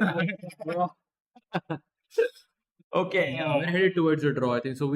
I think now it's very, very unlikely because the moment you play king g4, I have this check on g6. The moment you play king e4, I have a check on e6. So it's a basic Philidor So king position. f3, rook d4. Let's say rook d4. See, What- Sahil bhai is now Take on creating a A6. move, fighting for the burger. Take here. on a6. Ah, And then I don't see how you make progress, right? g6 is falling. true, true. And Jordan feeling that comfortable look, giving that look to Arjun that, hey, I'm safe here. Can we go to Vidit's game? Because that was super complicated. And Vidit Gujarati has found rook c8. The best move in the position, by the way, rook c8. He doesn't find knight f2, but he again challenges that queen. Where do you want to move? And the queen again has to choose. And if rook c5, I believe that tactic could happen. Yeah, rook c5. And wait a second. Is it knight e3? Yes. Yes. Oh, that's Knight E3. amazing. And if pawn takes, there is bishop e3 check. And you lose the rook. Or you can take rook c5. Yeah, rook c5. Yeah, Like, rook c5. It's Yeah. more fancy, I think. Rook c5 is more fancy. Yeah. Wow. So the game is very sharp. By the way, 5.5 minutes for rare option. I think regardless of how strong you are, we have seen even Magnus blunder queens, yeah, when he has Yeah. seconds on the clock. So a blunder could be around the corner in this game. Yeah, when time runs low, no one can be safe from blunders happening. And rare option goes, rook c5 on the board. Question, does he find knight e3? And yes, he does. Come on.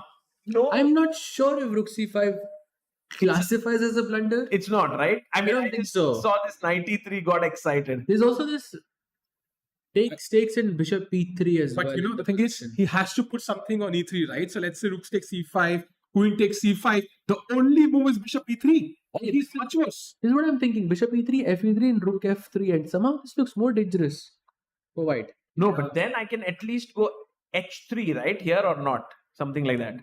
Oh my god. Yeah, you How can. is this, yeah? You absolutely can. You absolutely can.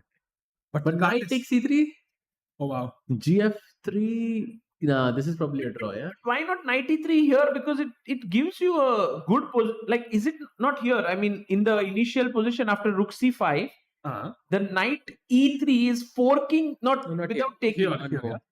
One Here. more. Yeah. Yes, now knight e3 Yeah, this is the best move. This is the best move. because it forks the queen and rook, Yeah, yeah. and it forces you to take, right? Or do you have any other move?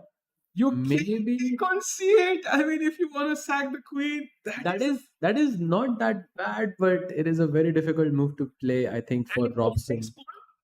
I think Then you take on Robson's c5, reaction. as we discussed. We take on c5. And that's equal, yeah? Or what? I would say black is better. Queen e4 only move.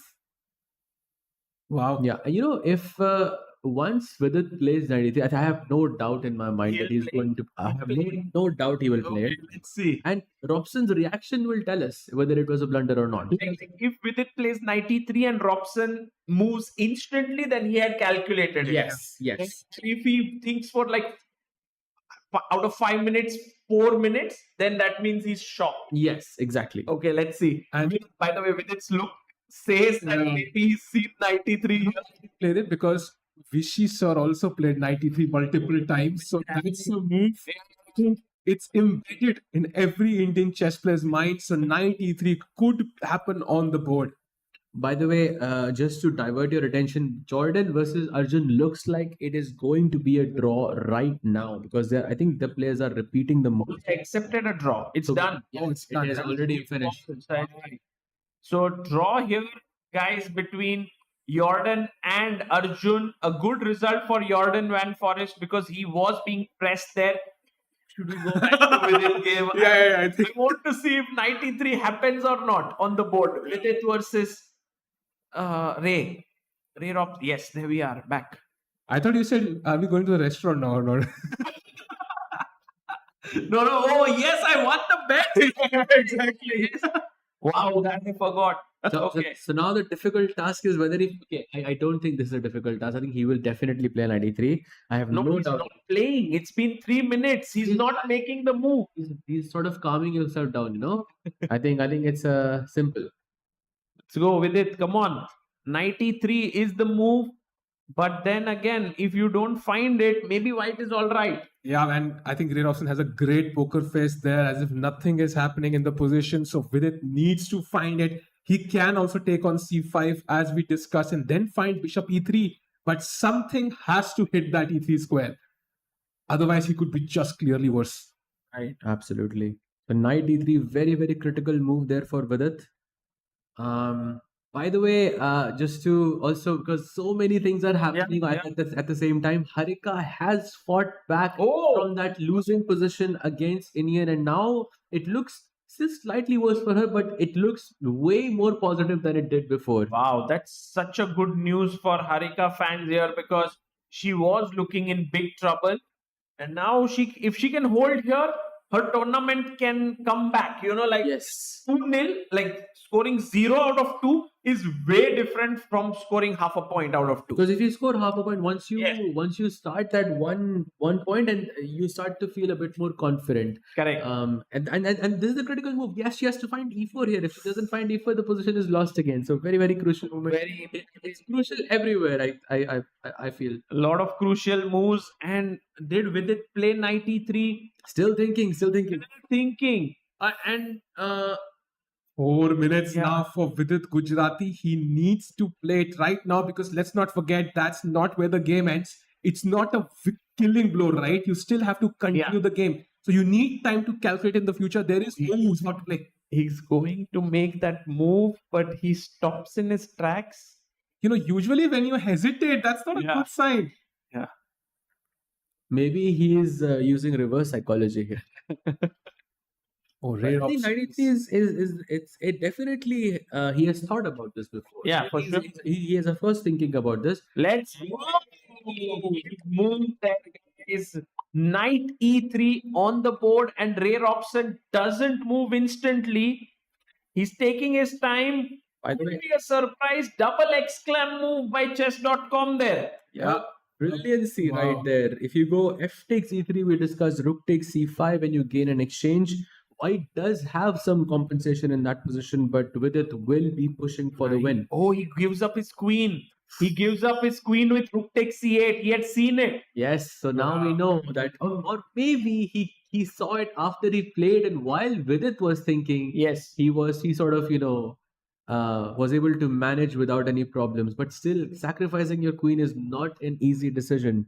So, by the way, what are Vidit's chances to win here? If you had to give me a percentage, I feel like losing, of course. he's not losing. I think winning is also tough because it's some kind of a fortress, right? Like after rook takes, now the d pawn is supported by the rook. The two knights on the king side stop any form of attack. So each of white's pieces are really good. There's no real weakness in the white camp. By the way, now Vidit has to find the move queen to b6. That is the only way to put pressure, or raid option is still, at least according to our bar, absolutely fine. How? But queen b6, what's the point of it? You attack the bishop now, And I just save it, bishop a1. yeah, bishop a1, then there is bishop takes d5, apparently. Oh, back rank Yeah, issues. yeah. Rank issues indeed. So after queen b6, white has to find bishop g7, which is itself is a What? crazy- Bishop g7? Bishop g7, yeah, only move again. Because king g7, there is rook f4, knight h5 check, something like that. Oh, wow. Some Chess crazy- is too tough. too tough, and it's happening all too fast. I mean, with such little time for both players, this is not going to be easy. Yeah. Okay, guys. Vidit does find queen b6. Oh, wow. Queen b6 on the board. And No. now bg7 only move. I guess rare option is a 5-time world puzzle solving champion, right? Yeah, but I think, in that moment, he knows every position is a puzzle. Right now, nobody's telling him that, and that's so much more difficult. He has the time on the clock right now, though. Those 2 extra minutes are enough to maybe figure it out for a strong player like Ray. But if he doesn't play it, Vidit could be one move away from a winning position. Yeah. Wow. But also bishop a1 we saw drops the bishop on the last rank. But what about bishop c3? Because there it's not dropping. Bishop c3 again. It is Queen b3, yeah. not bishop d5. Now it is queen b3. Nice. Wow. Nice. Oh, it's a kind of Bishop g7 only move. He has 5 minutes to find it. It's a blue arrow, as we can see on the Yeah. board. Only move. key position. Should we also check Nihal versus Anish very quickly? What's happening there? Nihal Sareen, has he still... Oh, he has shifted his rook to the g file and he has come with his bishop to c2. Yeah. So he found the idea. He found the idea. I think he's maneuvering. He's not breaking through with anything because black has managed to defend g6 for now. d4. Now d4. Works, right, or not? No, rook f3 and rook f1. Maybe. Yeah, that is very difficult. Might lose the game. Wow. No way. There is a way to lose. Yeah. And did you see how smartly Anish put his queen on e6 when the king was on a2? Yeah. Because then if d4, he takes queen takes c4 with a check, perhaps. Wow. That is perfect. So some such ideas there, but I don't know why the bar keeps saying that white is better. What's the move then? I don't see it. Is it rook 1, rook 2, g3 or? I think there is no clear way. Yeah, maybe it's the kind of position where you think it's better, but actually there's some sort of fortress. Because, for example, the best move is bishop d1, Yes. which I mean doesn't feel like No, bishop d1. The idea is I want to play h5 here because your rook on g8 is hanging. But but if I play h5 directly here, you take rook takes f3, right? Yeah, true. That is the problem. Now rook f1 check coming. So maybe bishop d1, Pelek, save yourself first and then go on the attack. Difficult move though for Nihal to find. Both players having now around 8 to 9 minutes. This is the moment where you want to have more time ideally. Still no clear plan, I think. Okay, Nihal Sareen also time-wise, earlier he had a 20-minute time lead. Now only 1 minute is difference between Nihal and Anish. So this is turning out to be difficult. You see how these top players defend like crazy, guys. Even when you have a winning position against them, to convert it is so tough. The amount of resistance they put, someone like Anish or someone like Vincent or someone like Ray Robson, they just don't let you win easily. Yeah. Yep, absolutely. Very, very tough fight for Anish here. And He's what not about giving up. Yeah, so this one will come back. What about Pranav V versus This is the position right now. We after have Bishop h6, no moves, yeah? Bishop d1, c3. He pushes the pawn, queen e3, and now bishop takes d1 was a slight error. I think apparently you had to push that pawn further. Takes rook c4. It does still feel like black is the one dictating the terms. Yeah. f4 is hanging, Yeah. and that's a very key pawn. How do you defend it? Rook g4, rook f3. 4 rook f3. Yeah, I think black is the one who's pressing for sure here. Yeah, definitely. Yeah. That pawn on c3, the fantastic pawn formation that black has, that bishop on h6 putting pressure on the f4 pawn, the knight doing a wonderful job being on b5. You have this double pass pawns. Yeah, Yeah. there's the b pawn and the c pawn, both of them. And also, there is no clear way for white to generate an attack on the king's side. So there is no counterplay, at least minimal counterplay. And let's not forget, Pranav also has less time on the clock. By the way, Ray has 1.5 minutes now. Let's go. Ray Robson has not found bishop g7. Can we have Ray and Vidit on the screen? Wow, look at this queen b6 attacking the bishop on b2, and the bishop has to sack itself on g7, but Ray Robson is unsure. Can we look at that line? Bishop takes g7, king takes g7, Yeah. or maybe is there an intermezzo bishop Oh. g3? Bishop g3, bishop f8. Because if you take directly, I think, then there is knight h5 check, and Yes. you pick up the bishop. And white is better. Yeah. So you have to take the knight. You have to take the knight, and now apparently rook g4 is also a move. Oh my god. Oh, and what about bishop G4 is f8? Does that work? ridiculous. Bishop f8 also, I think, works. Bishop f8, queen f2 check, king h1. Not queen f2 check. You have to go bishop f2 check, apparently. Oh, yeah. Save your bishop. Don't give your bishop. Bishop takes f2, king h1, and now king f8. Wow. And actually, if you look at it, black is a piece up because a queen is worth 2 rooks and white has a knight. But that position is so complicated, and Ray Robson wants to take on g7. He's almost there. He has 26 seconds on the clock. He takes it. Well wow. done. Ray Robson showing his class. Amazing game. And do you think now Vidit saw this? I guess so. If he missed it, then that's too bad. But Ray Robson down to 53 seconds. 3 minutes, 20 seconds for Vidit Gujarati. I think if it takes more than 30 seconds here, he probably could have missed it or underestimated it. So let's see how much time he takes. Bishop g3 here is the best move for Vidit. That gives him a slight edge. He can also take on d5 apparently. I think bishop g3 is the human move there. Bishop d5 is like saying you attack me, I attack you, everything attacks each other. We just don't understand what's happening there. He has to take this one. Otherwise, Ray could be better, yeah, in Yes. some variations. What a game this has been. Really enjoying myself with all the complications. I believe also the viewers here are completely glued to the screen. They're like, what's going to happen here? Okay, predictions, yeah, for the game. Yeah. What's the result, Sahaj? I think Vidit wins. Vidit wins, says Sahaj, the G. Because the still, panel there is 53 seconds. Robson has. He played the best move, but he still has less than a minute on the clock. So that has to count for something. I don't know, draw, I feel. Today I'm a little bit on the safe side, yeah. I was about to say a draw, and then Ray Robson held his hair like this. I'm changing it to a win for Vidit. Although Vidit had a crazy game yesterday as well, so he's giving us some amazing chess overall. But now also slipping below the 2-minute mark. Oh man, Vidit has 1 minute 57 seconds. Ray Robson has 53 seconds only. Guys, remember there's no second time control. They're down to their last minutes, 30-second increment per move. Wow. And Vidit is thinking about bishop. What are the possible moves if we can just make the arrows? Bishop g3, bishop d5. Yeah. And is there anything else? No, I think you can play queen b3. That's equal. But I think bishop g3 from humans. Just when you said from a Wow. human point Now- of view, that's not that's. But you know what a genius move by Vidit.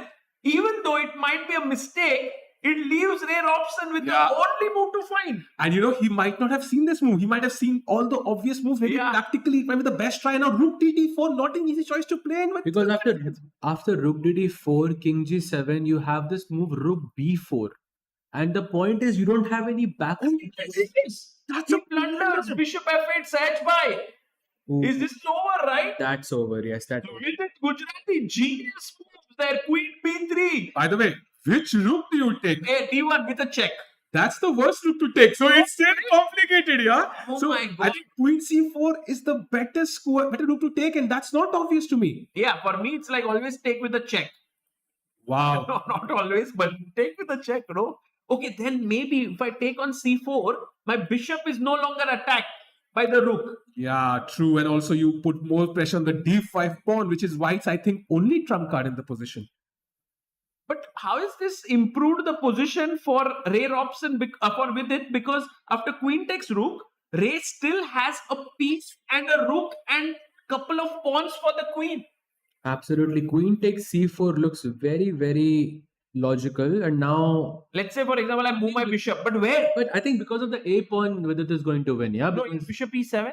bishop d5, of course. And now, I mean, in the Ah. future of the game, I think the a pawn is what's going to be important there, Got it. because he just pushes the pawn down and eventually probably takes a knight in exchange for it and then ends up winning. This is I think cinema, yeah, when both players are below that type of, and he takes the Right rook. Oh, Vidit Gujarati showing his class here. He's saying, okay, I was rusty yesterday, but that game already made me brought me in good form today. And we saw the accuracy, right? 97 for both players, and now you see the difference. With it still 97.4, rare option dropping to 93.4 now. So crunch moments, those final moments are where the game is decided. Correct. And now, as Sahaj rightly pointed out, the d5 pawn is going down because if we push d6 here, I was thinking let's make a queen, king f8, d7, White is winning actually. Now white is the one where he can push. c7, Then d8 queen. and Oh, because you have rook d7 check at the end. So bishop c7 is a wonderful line actually. one second, 3 seconds. bishop e7. But So- what was the winning move? So to d6? after d7, can we just have that position on the board? Yeah, let's see. Like instead of Yeah. King f8, d7, bishop c7, d8 queen, yeah. takes, and rook d7 check. Oh, because if I take with the king also, there's a fork. Yes. Wow. You don't have to worry about back rank because my knight is F1. just going to f1 always, no problems. By the way, bishop is played, so on bishop d5, that important pawn has vanished from the board. So I think Vidit can breathe a sigh of relief a little bit here. Yeah, now the a pawn. That is super strong here for Vidit Gujarati. It is going to run down the board with these two bishops on d5 and f4 doing the job. Sahil bhai, I think I'm changing my assessment here. I think Vidit is going to win this. Ooh, and 6 seconds. Ray played his last move with 2 seconds on the clock, puts his knight to h5, trying to attack the He's going for tricks. Yeah, and now queen c2, like attacking the rook maybe. What? Yeah. Oh my I think god. the human c2. feels like bishop f3 though. I think you just damage the structure. Do you think that is a win? Yeah. Bishop f3 seems like the human way to play. But then Vidit is not playing like a human today. He did find queen b3 and now queen c2 could work. Queen c2, if rook takes d5, you remember now the knight is no longer there to stop back rank mates. Yeah, absolutely. So it's a checkmate on the last rank. Yeah, and with it drops below 29 seconds. That is very, very, very stressful. And meanwhile, what a beautiful sight in the commentary room, guys. We have players coming in and the fans are able to interact with them. Another beautiful reason why you should come to Chennai here for the Chennai Grandmasters. The bishop takes f3, g takes f3. Just a quick update for everyone. Indian did end up defeating Harika. Oh, he won. Yeah, he did win the game. That's the first result of day 2. By the way, Nihal also pushing against Anish. I think we stick here probably because they have more time. but Vincent and Nihal are still pushing. Should we just look at the position of Nihal and Anish? Yeah, this is the current position. That rook He d4. jumped, yeah. I think he broke the rules maybe. No piece to come on d4 so that we could push our pawn. But Anish got it. Yeah, rook f4 and now simply rook to d4, physically putting a piece there, Yeah. preventing d4 forever. But then it means like Anish has managed to kind of stabilize his position. Why is it still so much better for Nihal? I think h5 at the right moment is the breakthrough move now, at least. And for example, three Is and it a the right moment now? It's not the right moment now. Maybe you first bring the queen here and then you set it at the right moment. But I think if you look at the clock for Nihal, he was ahead on the clock, right? Yeah. Now he's behind. Oh my God. Nihal, actually, in a way, Nihal is bringing it down to bullet chess now, coming down to a minute on the clock. Sahaj bhai, all this action has made me like my heart rate go really high in the last few minutes. Just imagine how Nihal feels in this exact moment. Yeah, Yeah. it must be it must be so stressful to be in Back this to Vidit's situation. game. 8 seconds for red option. Plays bishop f6. So, yaar, let's take it. No, then you might end up in a fortress because it's queen versus rook. You might end up in a Oh, fortress. queen versus rook. But then my a pawn, you have to give up your knight for Yes, it. yes, Not yes. so easy, right? Oh. Knight. I know there is a position like this because you will give up the f pawn, you will give up the h pawn, and rook e3, rook h3, rook Yes. e3, rook h3 is a draw. Right. Right. That's So, what I think he's hoping to achieve here. here, if let's say bishop takes bishop, knight takes, then the Arjun. knight has. Oh, he doesn't take. He doesn't take. I think So that's a think very smart move by him. But by the way, this is a blunder. What? what? That's a blunder by Vidit because The rook is question mark. that's a bit harsh though. Rook d7 because there's some sort of mating knight around the black king, yeah? He Look- fights it. Oh, this happens with it sometimes that he plays like insane number of good moves and then he just makes one error.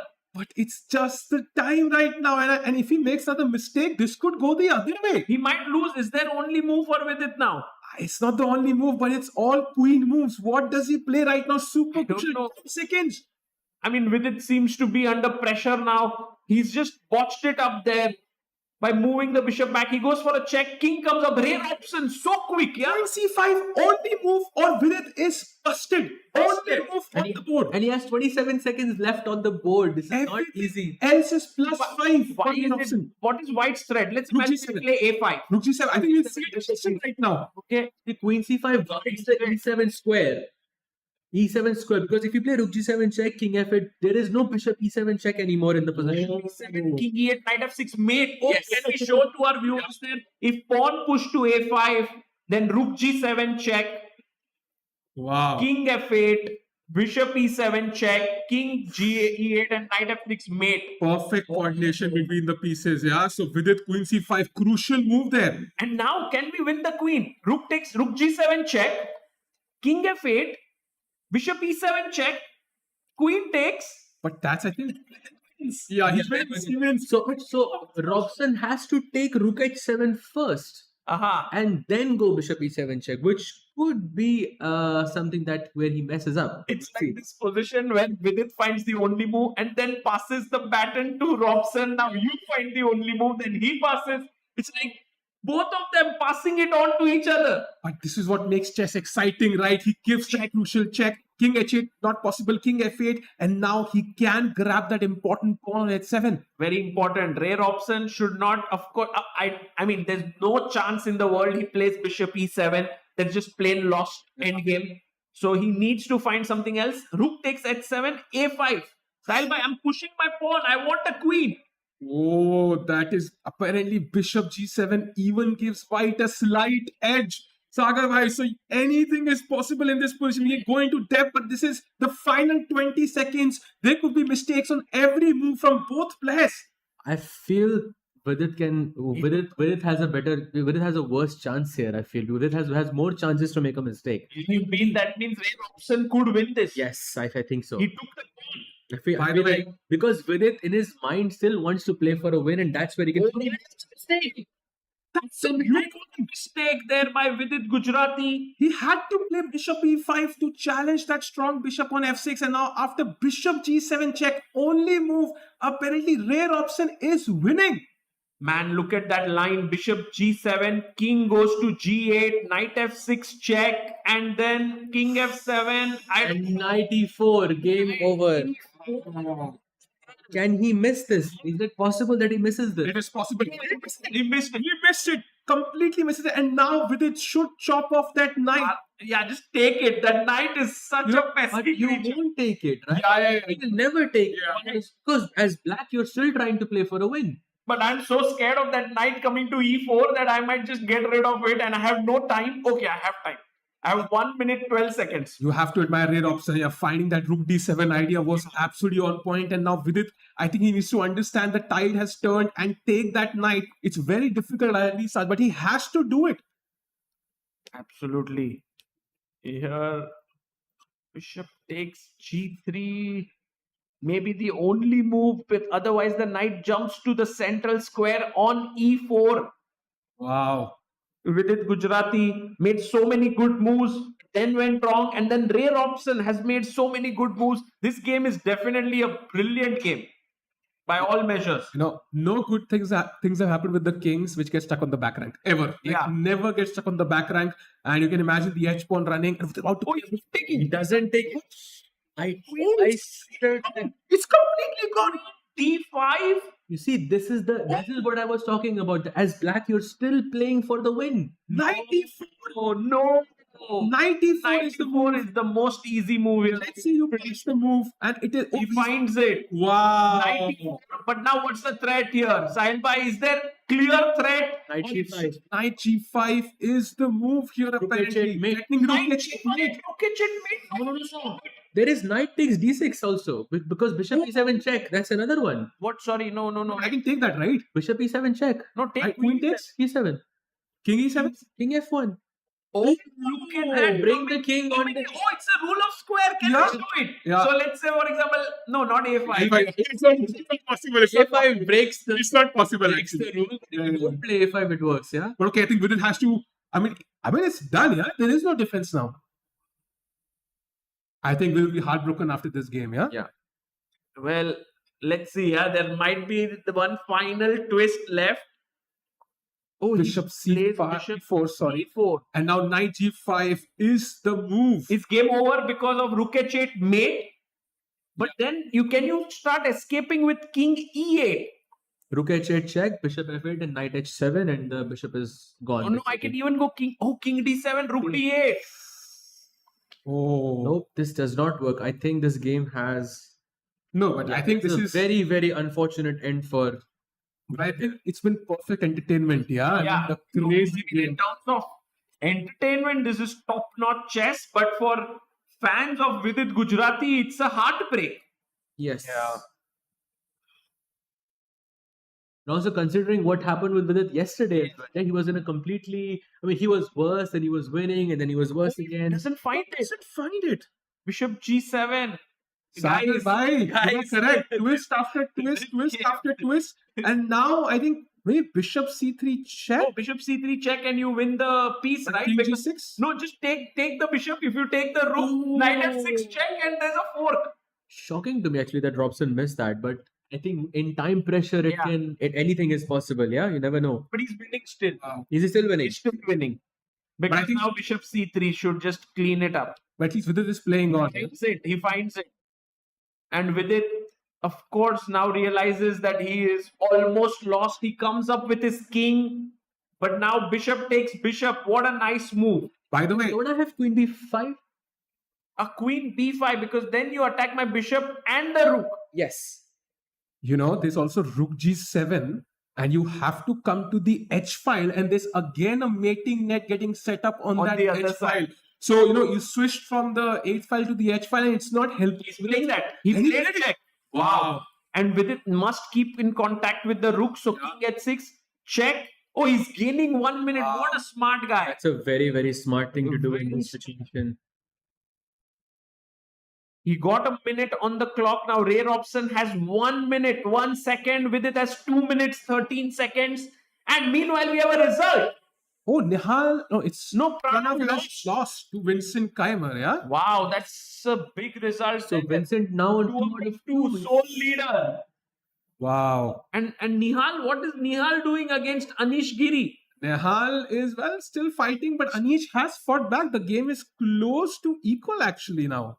But Nihal is hoping for that full point, which might not come, yeah? Yeah, very unlikely. But as of now, going back to the Vidit game, I think we are in crunch moment now. 24 seconds for Ray Robson. What a game this has been. And I think, is there another twist here? I think, as I said, yeah, draw, right? I had predicted a No, draw. no draw, I think, in this situation. But The difficult thing is bishop takes b4, queen b5, that rook a7 variation. What It is is technically. oh, he's Queen queen takes takes 7. Now he cannot give a check again because that would be repetition. Yeah, yeah. Oh, that's still 2 times, no? He plays what? Knight f6. Twice, yeah. Knight f6. First move in the position, by the way, attacks the queen. Nice. There are no checks possible. World puzzle solving champion for a reason. Yeah. Yeah, he's finding the best move there. And where's the mate though? But you know, it's not easy. For Knight example, g8 check or what? yeah, Next. queen b5, let's say, you have to find like knight g8, king King h5. h5. It's, and you have to, And yeah, there's it's no check. bishop Maybe bishop d4. f6. Bishop d4. bishop f6 also possible. But there is no mate Fine. yet, yeah? It should win, yeah. Okay. Lots of possibilities. But it has some time on the clock now. But I don't know if it helps.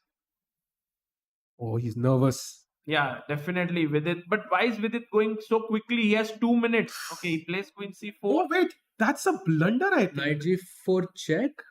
Wait, what? It's over, Knight actually. g4, king h5. Rook h7? It's over. King g6, knight e5. No, king g5, g5. King g5, h4 check. And king f5. I Knight say. e3. Oh, there's a fork everywhere. Oh, it's over. It's over, I think, for Vidit. Knight g4 check. Yeah, it He went knight g4, king h5. But where's the win? Rook h7, rook h7, rook h7. It's the same line. Rook h7 check, and Vidit Gujarati, unfortunately, Wow. is going down to Ray Robson, who's kind of played some amazing chess in time pressure. I don't think there's another twist, Sagar Bhai. Here. No way. And look at Ray. Ray's like, I want to get inside the chessboard to find the I time. think he wants a 2D version of this. Yeah, I think that's what he really says that. But yeah, he will find this. He has enough time. And unfortunately for Vidit, this is going to be a heartbreak. Oh no, he goes bishop f6. f6, okay. Still some twist in the story. Black can play bishop d2 still to defend against rook g5. It's amazing, right? How 3 white pieces have encircled the black king. Yeah. And also these pawns, the broken pawns are so safe for the white king. Yeah. No one can even touch it. Yeah, if this pawn was here, you would have queen e4 check, for example. And it just protects it. Also gives you a square on g4. Just absolutely perfect placement. I think it's all credit to Ray Robson here. If I go bishop d2, what happens? Rook h7 check. Rook h7 check. Game over. Yeah, yes. again, same. Oh, he's now rook h7, king g6, knight e5, and take the queen. Yes, Yeah. correct. Mm. Oh, but it's about to play the last chance for him technically here. Set up some sort of trap, maybe. I think that's all he can do, unfortunately.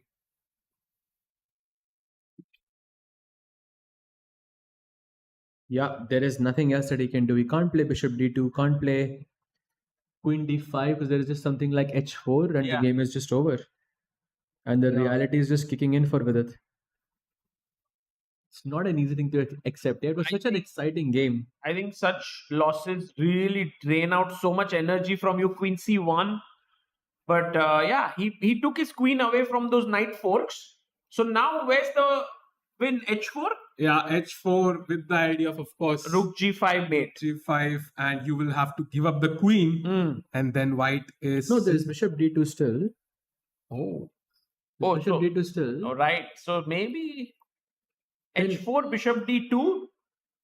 I don't know. What's there? Knight e5 perhaps. Yeah, knight e5 maybe, yeah? And then rook h7 check, provoke bishop h6, and then you go knight to g4 again, and the game is Mhm. on. so Very difficult. it is like, A little bit tricky still. there's this tiny thin thread, you can't even see it. That's what Vidit is holding the game by. If he survives this game, it would be like that movie. Finds h4. Wow. Nice. Ray- By the way, By the way, in the challenges section, Abhimanyu Puranik defeats Leon Mendonça. So all of the games in the challenges section are over. Two results: Indian defeats Harika and Leon defeats Abhimanyu, and all the other two decisive results. I think Leon was better, right? Yes. It's a big result for Abhimanyu. We can look at that game later. Yeah. But first, let's finish this one, guys. Bishop d2. Can Ray Robson finish it off? Or can Vidit Gujarati have this miraculous escape somewhere? Still some hope, yeah? So, I mean, if the odds were set up in this position, you would say it's 99.9999% rate option and 0.0001% Vidit Gujarati. Yeah, by the way, as soon as this game finishes, we have to jump to Nihal's game because he has just played the craziest move I have seen today. Wow. Yes, he has played just this crazy. Yet also it's a move by the golden pawn as well. F pawn. By the way, Bishop e7 on the board. He moves. It's the best move. What's happening? Why is he going there? I think there's this threat of knight f6 check in some variations, which he really wants to set up. And black basically has no moves. What do you play as? A5. I want to queen the pawn. I mean, the glass is definitely one drop, but we are definitely get one drop full. And now I think knight f6 check is the idea. King here is rook g4 mate. King h6 and a h5. No, sorry. I don't. I think that wins. And then h5 in the next move, and then rook g6, and it's GG. Wow. Man, these three pieces are not killing the king directly. Just one move, pushing it back. Yeah. Insane. Can we look at by the way, Nihal's insane. Oh, I can't wait to see it. Yeah. Nihal Sarin. It was just one move ago where he pushed f4. And that pawn could be taken by three different pieces, but I love it. I absolutely love it because it opens up the a diagonal for the bishop to go to f3 and e4. And some time ago we were discussing the bishop coming to d5 or to e4, and now it's happening on the board. And I think Nihal Sarin is still trying his best to outwit Anish. And as you rightly said, this game will go on for a few more minutes, so we can come back. But what a move, f4. So let's go back to Vidit versus Ray Robson here. Vidit has less than 40 seconds now, and he needs to find a move. He can't find one. Ray Robson has been shaking his head many times in this game. He's like, but how do you think Vidit takes this loss? Because from his perspective, he was winning. He found all those crazy ideas. I mean, knight g4, queen b6, whatever was needed, he found it. And then suddenly in those crunch moments, right, you feel, man, I should have taken this home. But that's part of chess. You need to finish off the game. It's not enough to get winning positions. Guys, all the youngsters out here, a great lesson for you. If you are ever in winning positions and then go on to lose, that's just the nature of chess. Many top players also lose that way. You have to finish it off. Yeah. Check here. King goes to h6 and just rook to g4. Oh, that's a beautiful move actually, and very easy to miss as well. Why rook g4? Anywhere, rook on the g5. You want bishop f8 mate. Yeah. Wow. No, there's no defense. No defense. Insane. It's resigns. I think rook g4 or so rook g3 also should work, right? Yeah. Any move on the e5. Any move on the g5 works. And Ray Robson looks so excited. Yeah, he's like, okay, now I'm winning. This is my final move. Wow. Yeah, rook g8. Rook g8. Same thing. Same bishop f8. No way to stop it.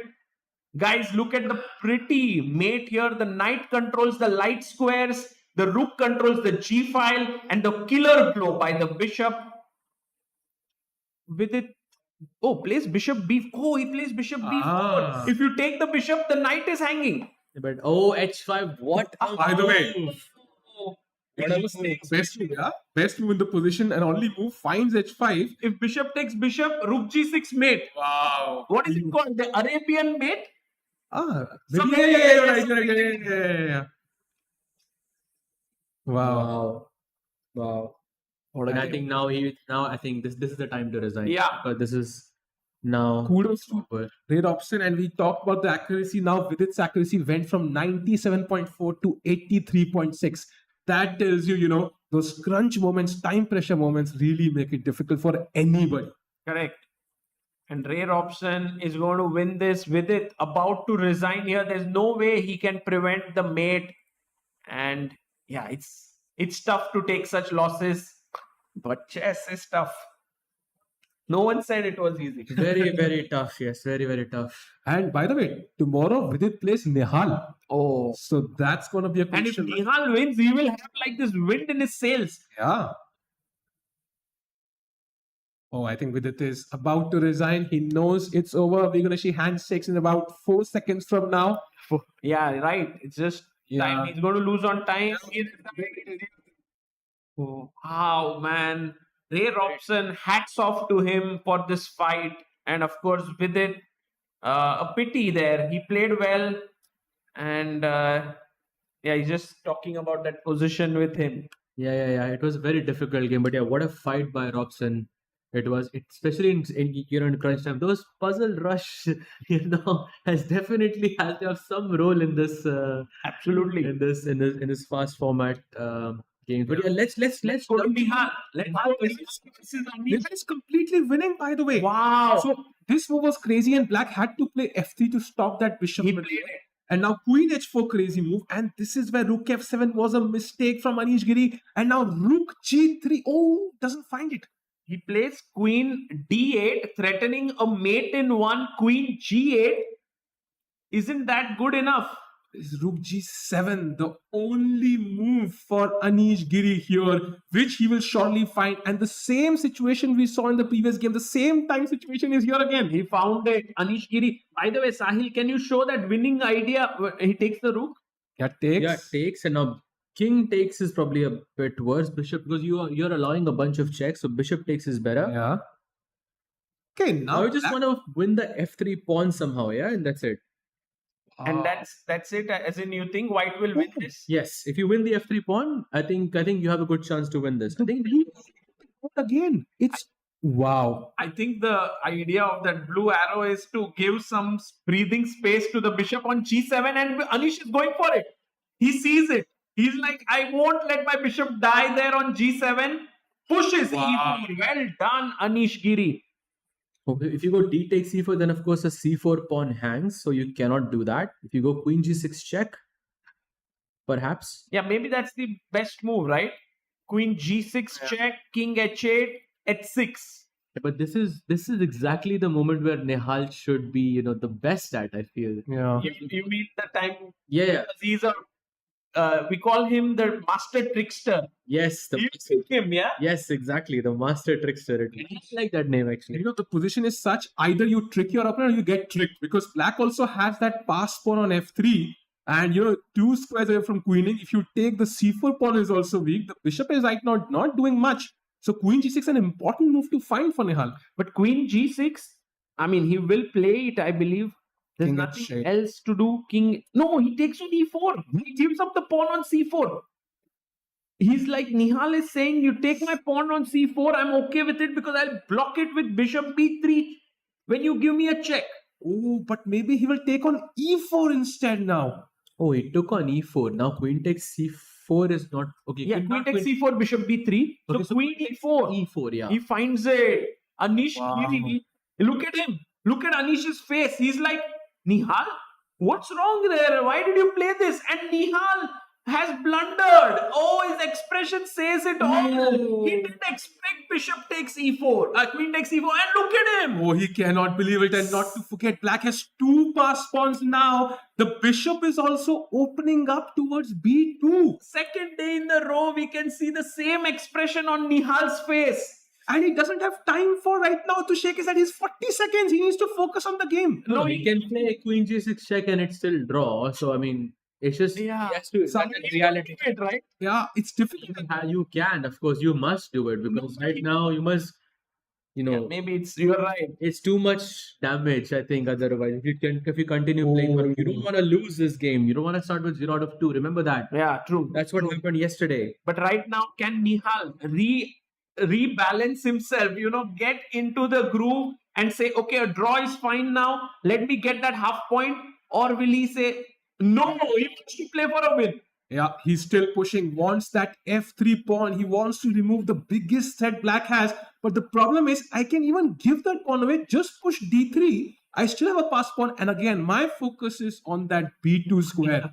d3, but then bishop takes f3. Yeah.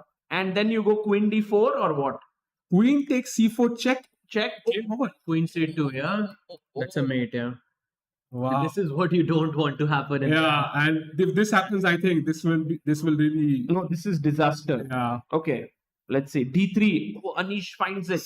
D3, and now Nihal Sarin, he should definitely go for queen g6 check, yes? I think Oh, queen he f3. takes- Queen f3, I think safer choice is where you trade the queens, and now I think it should be a draw. If Anish were to take, maybe he plays queen d4. No, but queen takes c4 check. Queen c4 check. Bishop e3 maybe. Bishop b3, queen d4. And Then maybe queen that- f5 check. Queen I think. f5, and there could be some mating ideas there. then you lose? Then I lose? Yeah, I think so. Queen It's a c4, mate. bishop b3. No. You can do king h8, king h7, king h8, king h7. Ah, yes. There is no way to, I think. Queen g, bishop.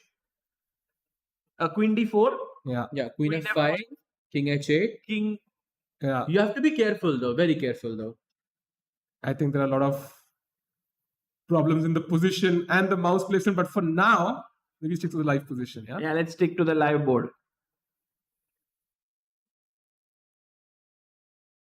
Wow. Guys, Nihal Sarin. Today's the game.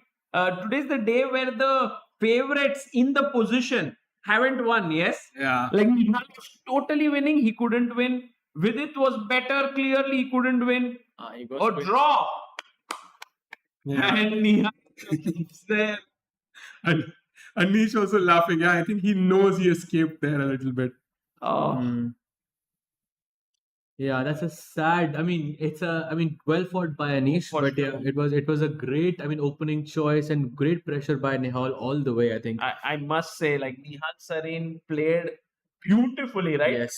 If only he had found this amazing idea of d4, Yes. g3, bishop c2, it He would have did. been so nice. He did play a similar idea. He played f4 instead of d4, so it was kind of there, but Anish was Okay. very, very resilient. Vidit there as well. Yeah, not able to believe. I think Nihal at least got a draw there, right? So Vidit lost that game. But I like how Vidit is still sitting there for like 10 minutes. Hmm. He didn't rush away. It's good to be in the hall and try to sort of let your emotions sort of run away, because if you take it with you to your room, maybe it will also impact your entire night.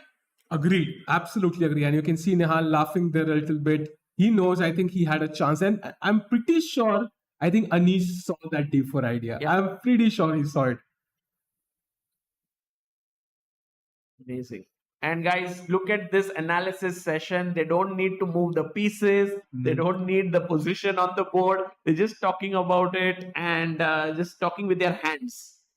Yeah, what an exciting day. Can we do a small roundup of what happened today? Sahel bhai. Oh, we have the summary here. Wow. Yeah, so there we have it. Karthikeyan versus Liang was a draw. Jordan versus Arjun was it looked like Arjun was gonna do something there, but Jordan defended really well and it just ended in a draw. Robson versus Vidit, I think, was the highlight for me because it was such a crazy game and Robson sort of managing his time a bit better than Vidit. I think that's what I felt was the main difference in today's game. Nihal versus Anish, also very, very tough battle. Nihal putting that pressure very, very early on, but the game ends in a draw. Pranav versus Vincent. I think Vincent is just on fire this tournament. I think with white and with black, he's just been winning left and right. I think he's a sole leader. Sole leader. Defeating Vincent. Nihal and Pranav in this back to back. So I think he's doing really, really well. I think he's now jumped to 2737, if I'm not mistaken. Amazing. Will this be the tournament for Vincent here? Maybe we will get him into our commentary box on one of these days. Oh, he is in and around here. But he has so many fans that he is meeting there. So many people who are taking autographs and pictures with him. Tremendous. And there we have the challengers section. Harshvardhan drawing his game with Aryan Chopra. Diptayan drawing with Pranesh. Indian proved to be the winner today with Harika. Adiban and Vaishali drew. And Abhimanyu Puranik, the top seed, scoring a very important win against Leon Mendonça. Yeah. What an exciting day it was. I think 4 decisive results. One less, but I felt like, one No, those lesson last yesterday. two games Yeah, anything. were like decisive games for me. So we can say like we had 6 decisive games today. I think overall, the tournament is proving to be fantastic. Yes. The games are so sharp. At least 1 or 2 games a day just keep us thrilled till the very end. And we see that, mistake happens. Somebody gives up the advantage. We see a complete turnaround. Yeah, that Vidit King on H5. So overall, an entertaining day. Second day at the Chennai Grandmasters. Absolutely. And guys, we had a great time here with all three of us. Kinsho was here, and we will be back again tomorrow, same time, 3 p.m. IST. Stay tuned. Bye bye.